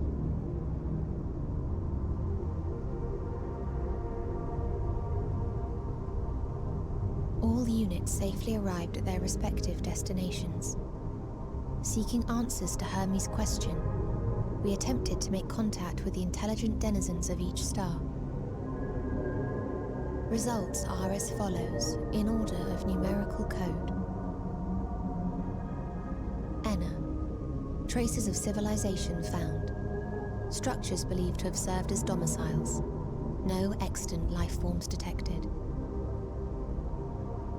Dio. Ruined remnants of buildings scattered across star, surface of which is encased in ice. Presence of life could not be verified. Tria. Evidence of large population centers, akin to cities recovered. No extant life forms found, only their lingering essence. Tessera. Edifices surmised to be abandoned residences found. No extant life forms detected. Deadly plague or extreme environmental degradation likely to have led to mass extinction. They are all dead. Octo. Star found in state of violent conflict. Contact successfully made with inhabitants, but deployment of weapons of mass destruction resulted in total annihilation of local population shortly thereafter. Inea. Star is a barren desert. No identifiable flora found. Bones of living beings resembling men discovered beneath sands, but determination regarding their intelligence inconclusive.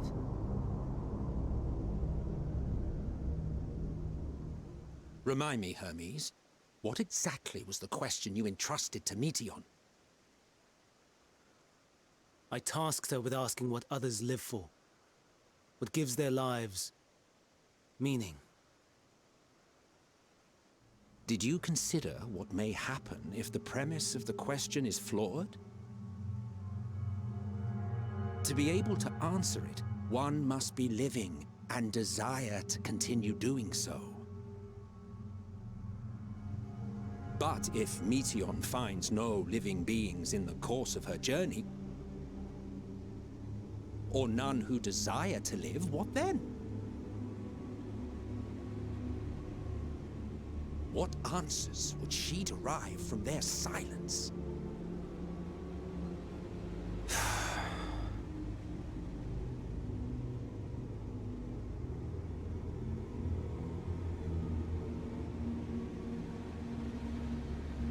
Meteion, enough!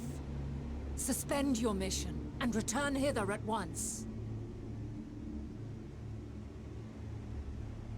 Decapente. Local civilization once flourished under auspices of higher power. Said power later laid waste to civilization in fit of rage. Upon revealing this to me, entity elected to self-terminate in lieu of providing answer to question. No other intelligent life forms found. Turning a deaf ear, are we? We are taking Meteion back to Amarot. As I understand, we will need her if we are to bring back all of her sisters. Yes.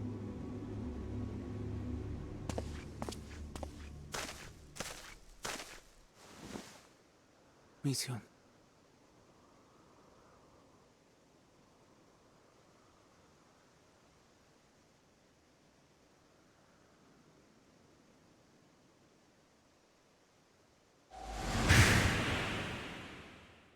It isn't right, is it? It isn't right to turn away from the answer. Even if the answer is pain.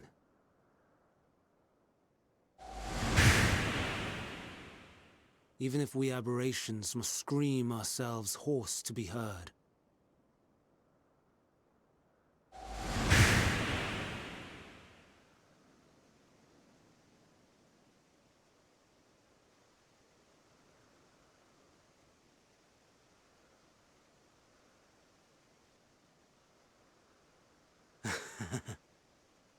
Aye.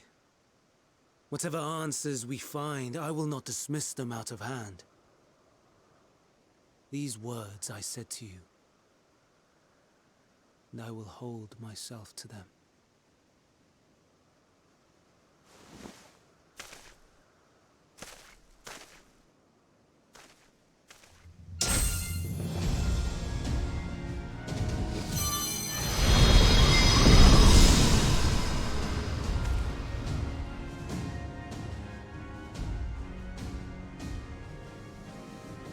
What is the meaning of this? You cannot take Meteion, not until she has finished her report. All else must wait.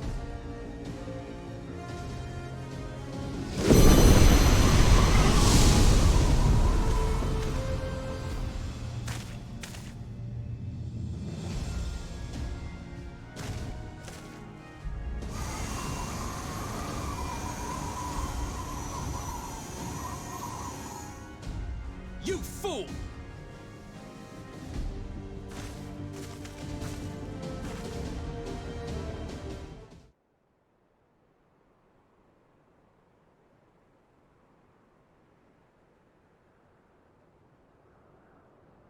It's over, Hermes. In the name of the Convocation, I hereby take Meteion into custody. And setting aside the matter of your nomination, you will come with us too. We require your knowledge to assess and resolve the situation.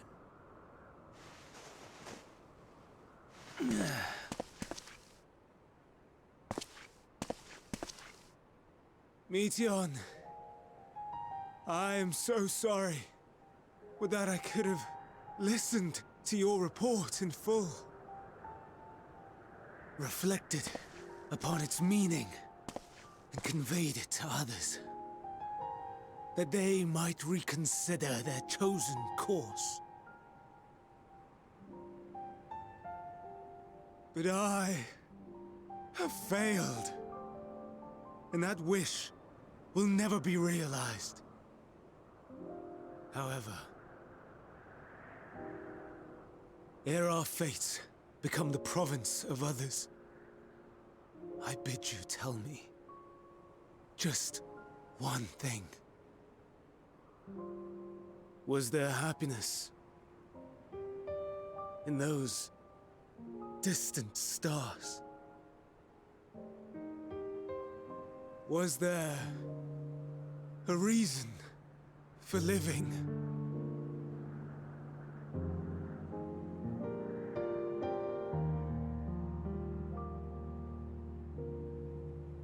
We conducted our search as per your instructions.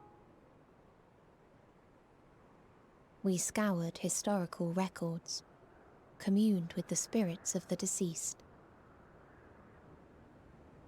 heard the final testaments of the dying, welcomed their shadowed hearts into our own.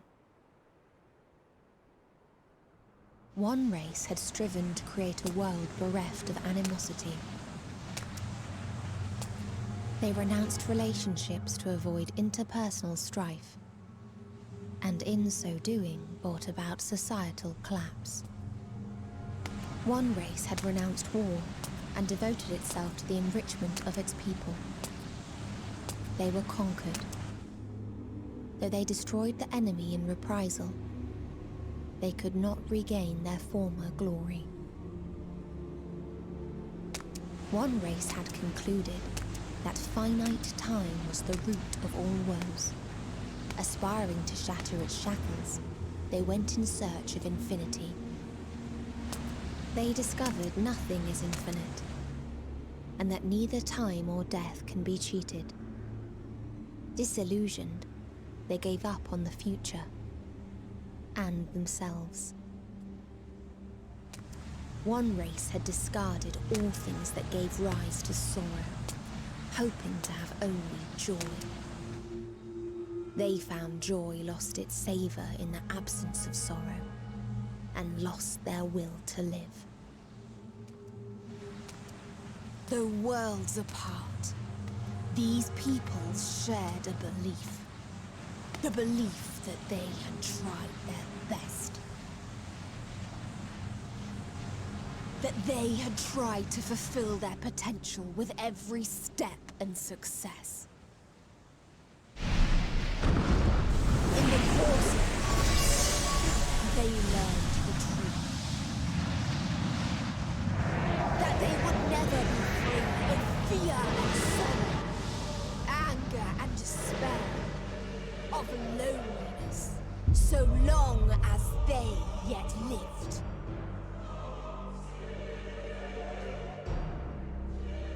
Even now their souls cry out for oblivion. And to this song of anguish, I lend my voice. We lend our voice.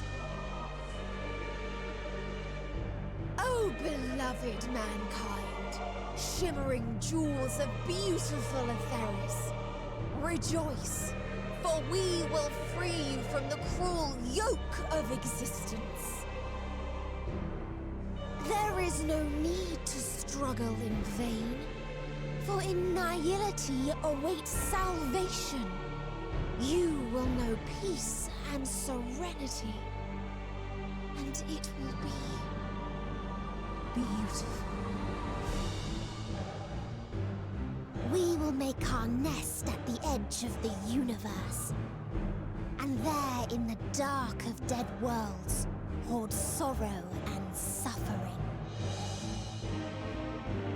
There we will sing, our chorus ever louder and ever clearer, that our song may reach even this ether-shrouded star. Such is the answer we have found in the stars. Such is the gift we now offer to Etheris.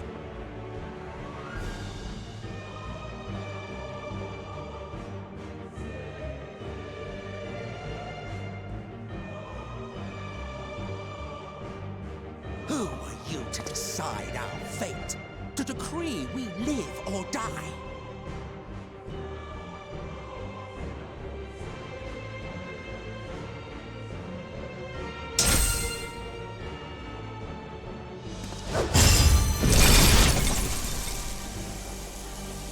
Have you lost your mind? You heard what she said. She means to destroy us all, yet you'd still take her side? In the name of the star, we have discarded those creations that we deemed flawed.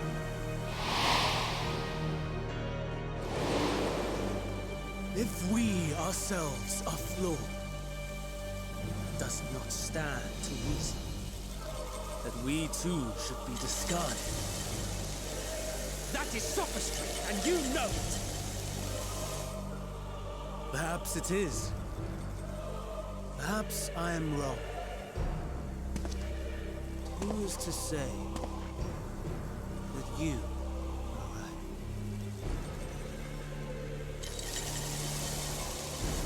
Let us settle this with a determination. In my authority as Chief Overseer of Elpis, I will make a judgment on man's fitness to exist. If he can learn to value all life and retain his will to live, even should his end be justified, he will surely find a way to avert his demise. If not, he will perish in stone. As with all determinations, provisions must be made to ensure fairness. Kairos! Awaken!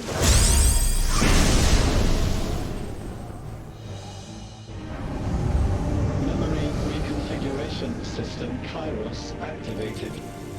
Awaiting instruction. Command. Universal memory alteration.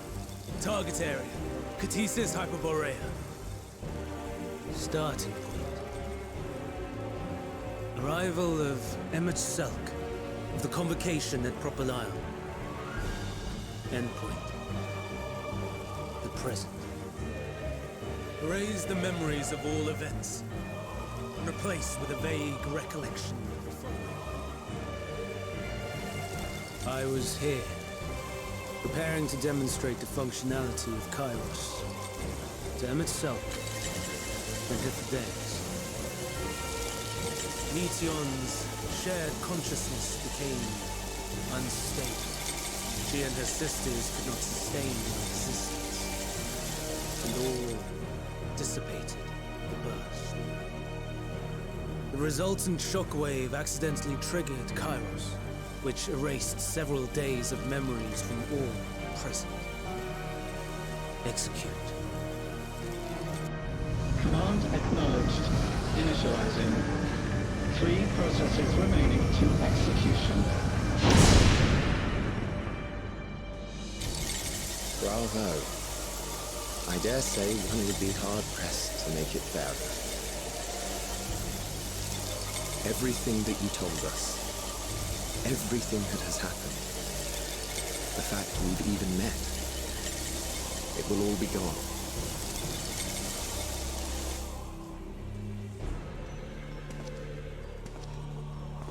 Go, Meteion. To the edge of the universe, where none can reach you. Hermes, won't you come with me? If you were to shed your flesh, I should be able to carry you.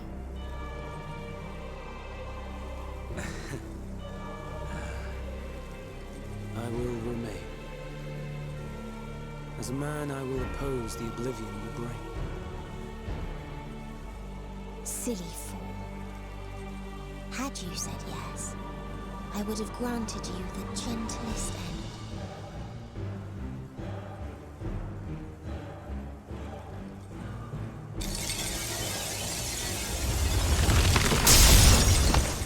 This ends here!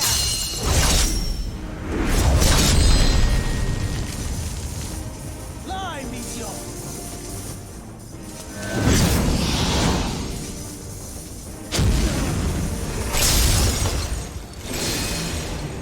That is far enough, Hermes!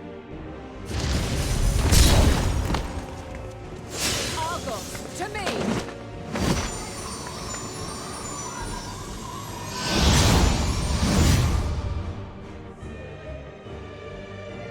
First process complete. 2 remaining to execution of memory reconfiguration. As if we needed more pressure. No matter what, you cannot forget what happened today. For it is the key to saving your future. Your world. This fight is our fight. What comes after, our problem to contend with. Not yours. No. Your own struggle awaits. And no one else can take your place. You must flee this place with your memory. I will see that you do. Now then, where is it? There you are, my little confluence.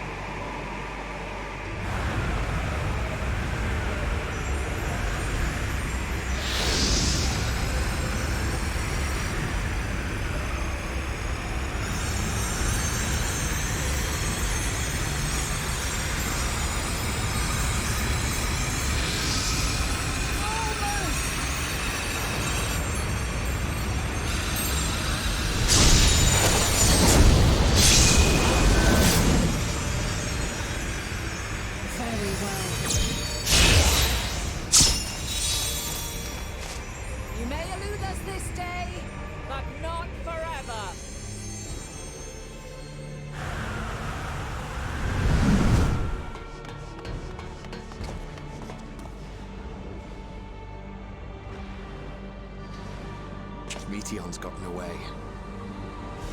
Second process complete. 1 remaining to execution. No time for brooding. Listen well. Beyond lies a spatial confluence that connects the interior sections of this building. I will destroy the confluence and force open a way outside. When I do, you must jump through.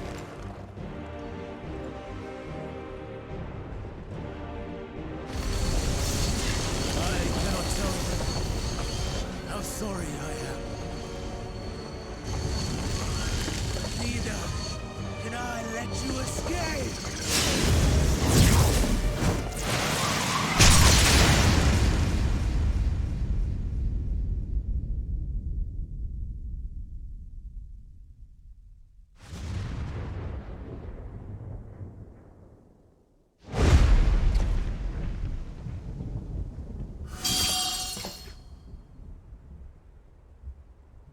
Too brave by half.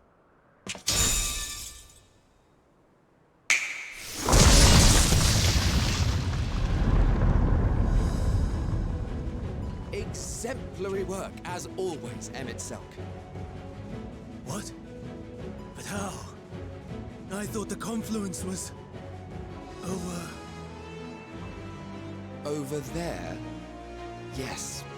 We were rather hoping we would. It was never anywhere but where it is now. The instant those two began making their way towards nothing, 'twas clear the plan was a diversion. I'm quite incapable of destroying a confluence, I must confess. A gambit brazen beyond words. Though we've grown accustomed to reckless improvision due to the antics of an incorrigible associate. Though, in the case of certain present company, incorrigible is an understatement. Honestly, I'm beginning to suspect it's a requirement for every Azem.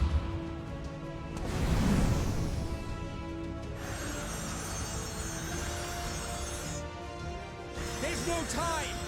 Quickly! Even now, I do not believe your tale. I would not suffer us to walk such a wretched path. Still, if it must be said, do not squander it, the legacy I leave you.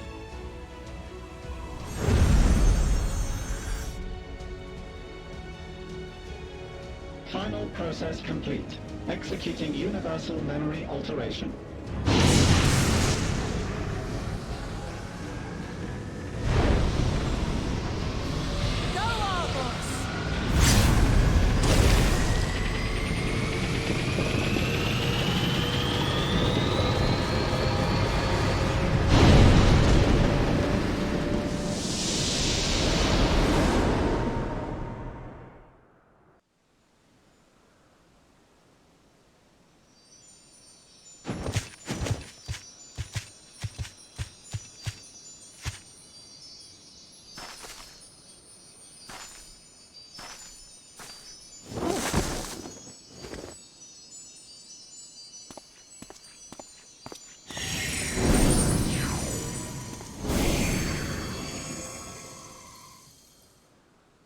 I'm fine. Just a little tired.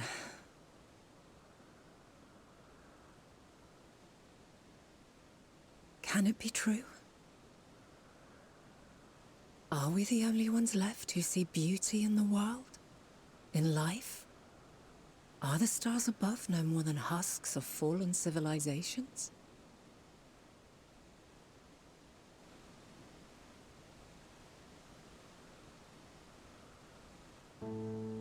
And yet, I feel her.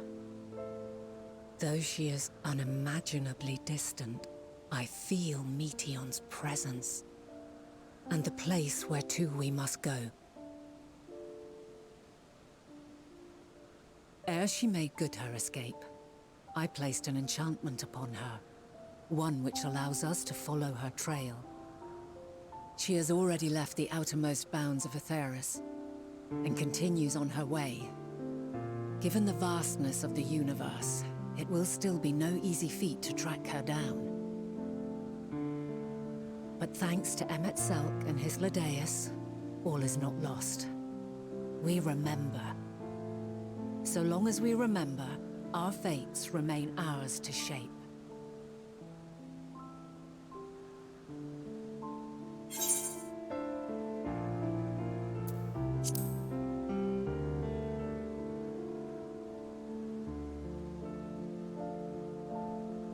I'd like to know too. Let us ascertain the situation at Ktisis Hyperboreia, where they should still be.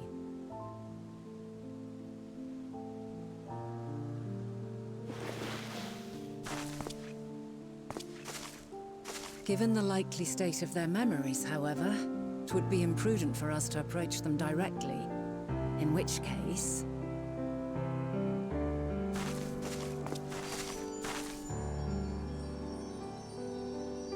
I'm sorry, my friend. I've asked much of you this day. But may I trouble you one last time?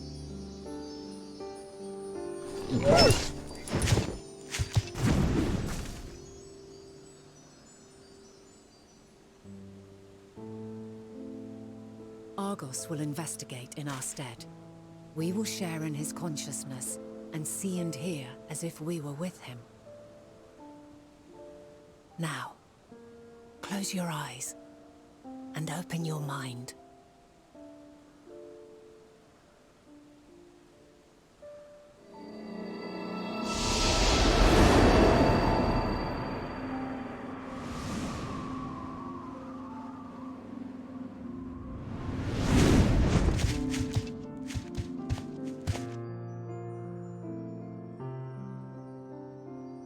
Thank goodness you are unharmed.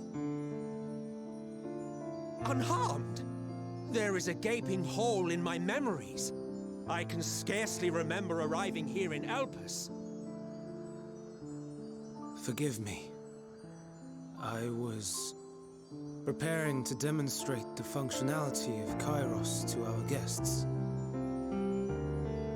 But Meteion, her shared consciousness became unstable.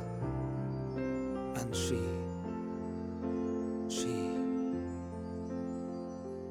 So, that's what prompted the state of alert. And when you went to investigate, you were caught in Kairos's accidental operation. So it would seem. It's all a blur to me. Such an unfortunate accident. Oh, and what of Venat and your other companion? You went inside together, as I recall. We did?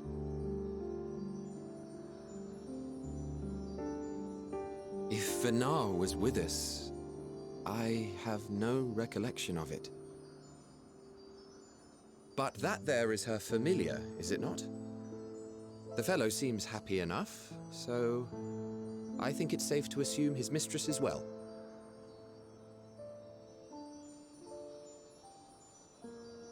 I haven't the slightest notion who this other companion might be, however.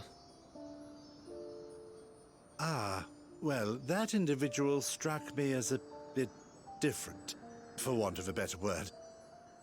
Perhaps it wasn't actually a person, but some manner of creation. Curious. I must ask Venat about it when next we meet. Yes, you do that. Now, if we may tend to Hermes, whatever this Meteion did, it seems he bore the brunt of it. Once you are fit to travel, you will return with us to Amarot. We need to make certain there are no other ill effects. Also, I am here on business of the 14. We've already had the conversation, like as not, but since your toy wiped my memory, we'll have to have it again. Yes, of course. As you see fit. This Kairos, it manipulates memories through the emission of etheric waves, correct? There is a theory which holds that memories scoured by blasts of ether are restored when the soul is cleansed in the underworld. If true, then perhaps when our time comes to return to the star, we shall remember these few days we have lost. I doubt aught of interest occurred. Look forward to the revelation if you like, but I should prefer to reminisce on more meaningful moments.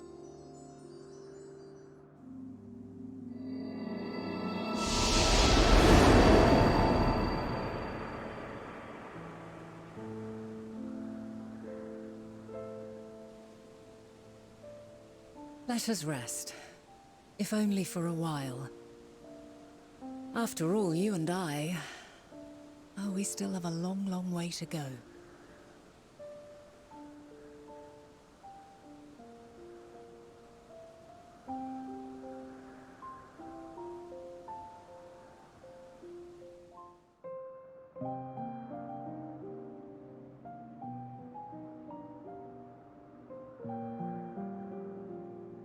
So, it is within.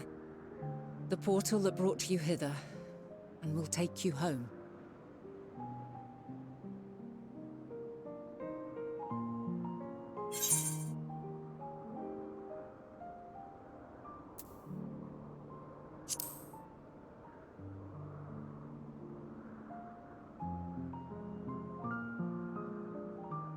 May you and yours emerge triumphant. Make use of the knowledge you have gained, that your days in Elpis and our friend's sacrifice be not in vain. With Meteion free to pursue her designs, 'tis only a matter of time until the final days are upon us. We must be ready. From fortifying our defenses to securing our escape, there is much to be done. In spite of this, we cannot allow the report that set this calamity in motion to become common knowledge. Were the masses to learn the fates of the other stars, I fear the situation would spiral out of our control. I must carefully consider who can be trusted, and bring them into the fold.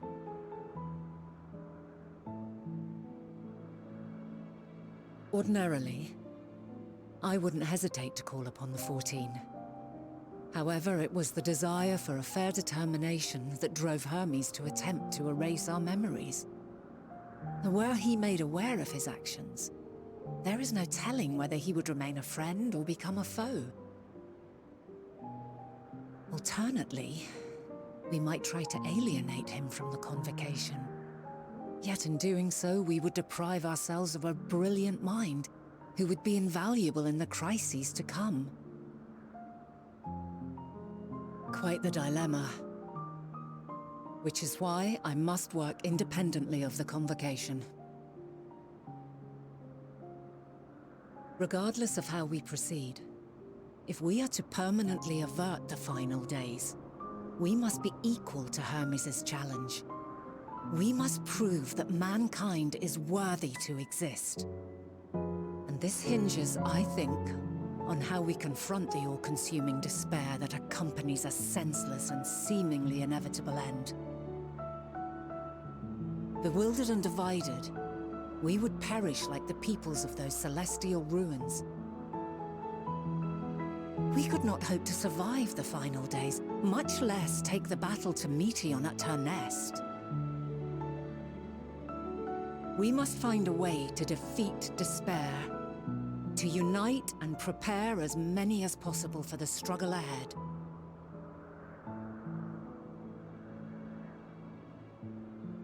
Heavy will weigh the burden of guiding this legion of souls. Yet I have faith in mankind's potential. As long as he believes in himself, there is naught he cannot achieve. So I will not give up on him. On us. You may find your world to be very different. Or perhaps the erasure of our friend's memories has sown the seeds of a conjunction between us. We cannot know until the moment is at hand. So shall I strive to do my best, taking naught for granted as I walk my path.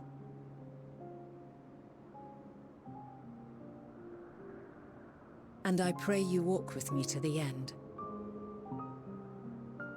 As you move forward, so too will I.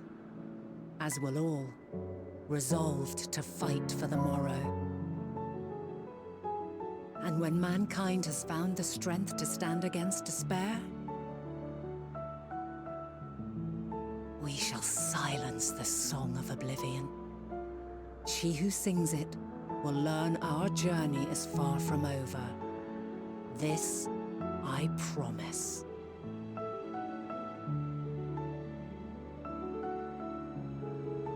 Fare you well, my light of the future, till we meet again.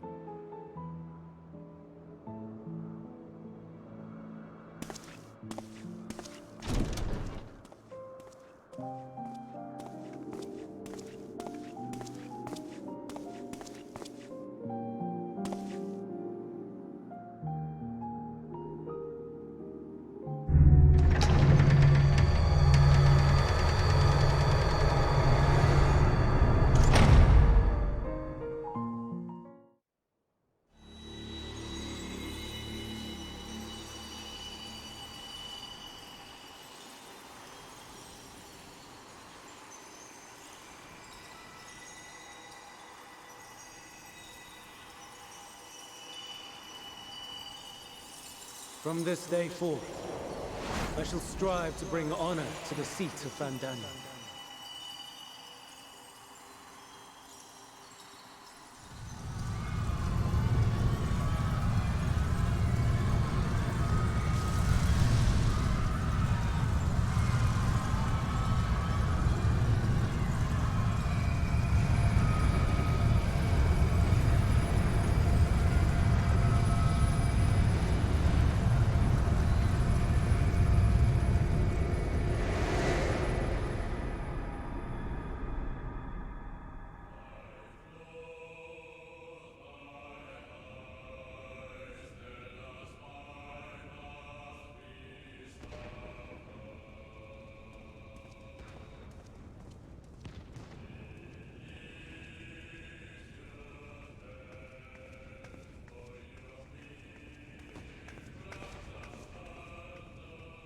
Even now, I remember standing there, locked in a moment where the sky is aflame.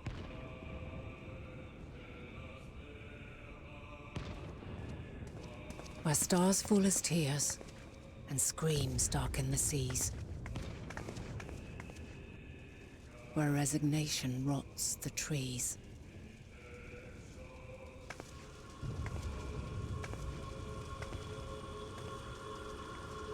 Where terror twists magics into abominations. Such is the lament of they who have gone before. The song of they who tried and failed to create a better world. The song of the end.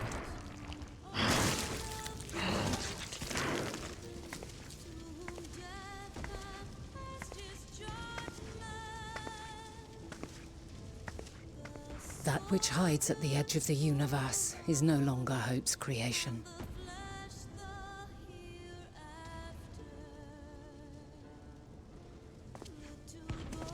It is hopelessness incarnate.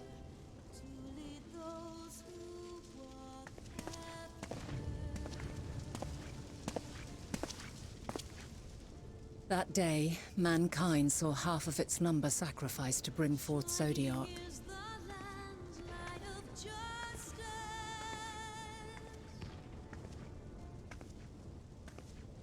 And covering the star in a shroud of ether, we forestalled the final days.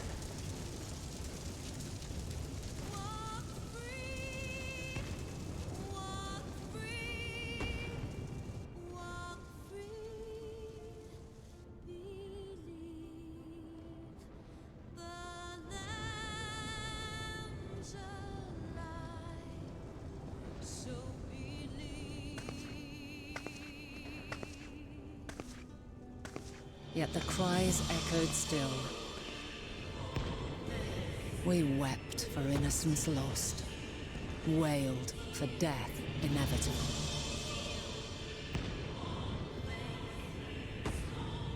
A reality too terrible to bear. and for too many who sought comfort in gilded memories of joyful days and tranquil nights.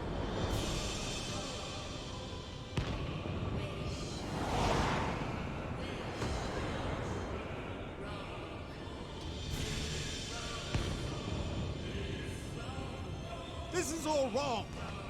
Why must we suffer so? It needn't be like this. No. There must be a way to restore things to the way they were.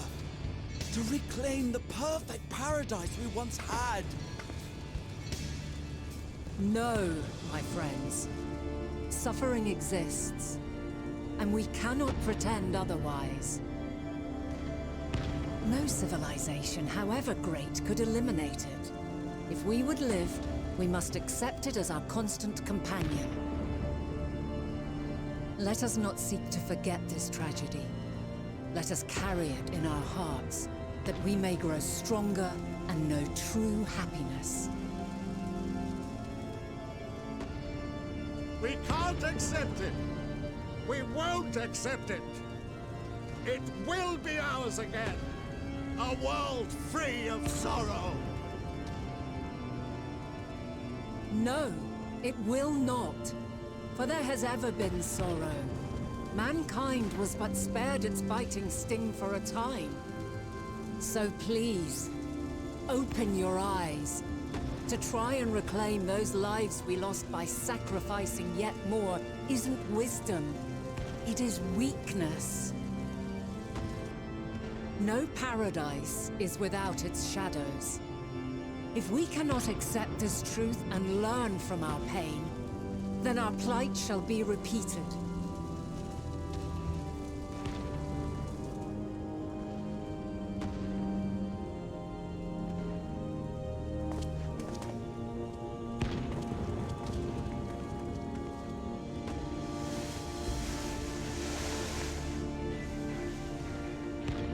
O mighty Zodiark!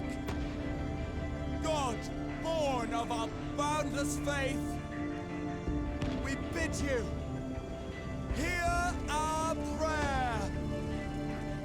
Accept this offering of lives, and deliver unto us the lives we once had. Deliver unto us the days of old, the days when the star was a font of love, and we knew naught but bliss.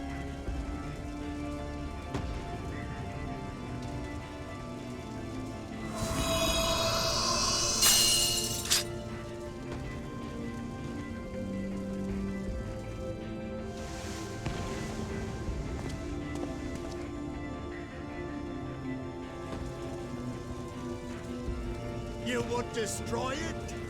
Our beautiful world?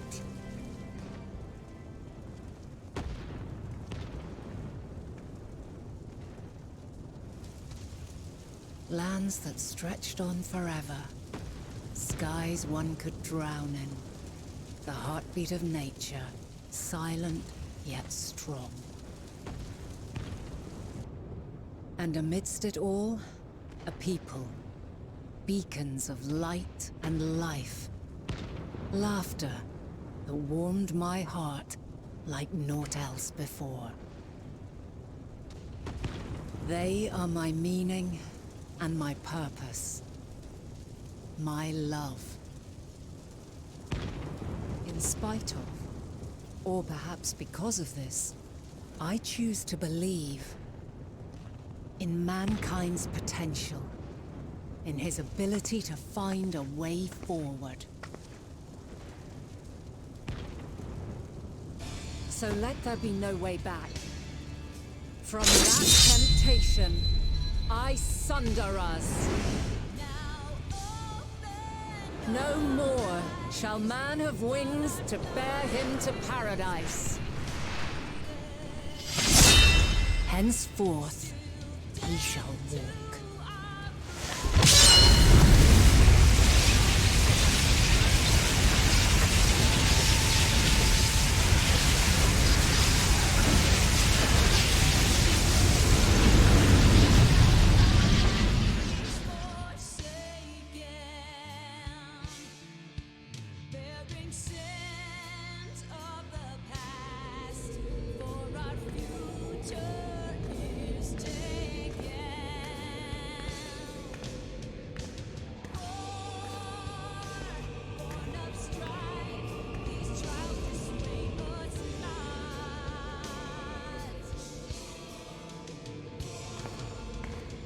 All is excruciating pain. I breathe fire and torment.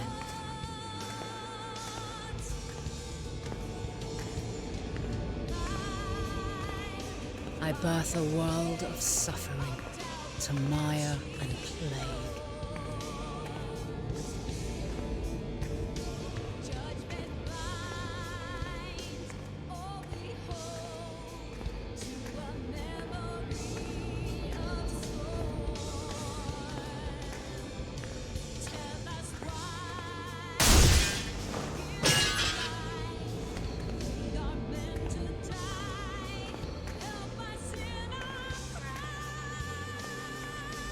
In one fleeting moment, lives come and go, ever moving towards the unknown. And in that fleeting moment, they cry for the answer to the question. Why, given life, are they meant to suffer, to die?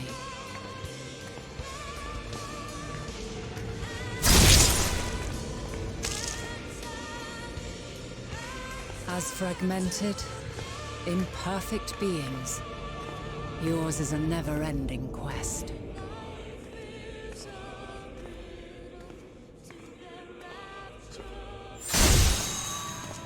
A quest to find your purpose, knowing your end is assured.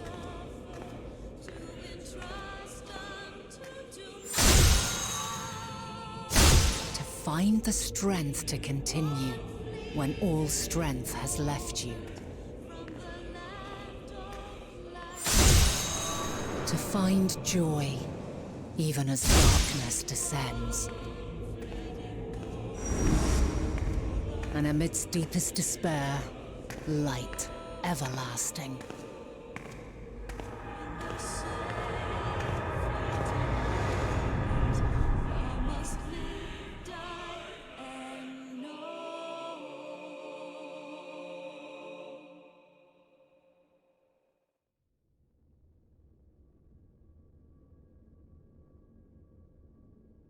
A conjunction has begun to form, an intertwining of your time and mine.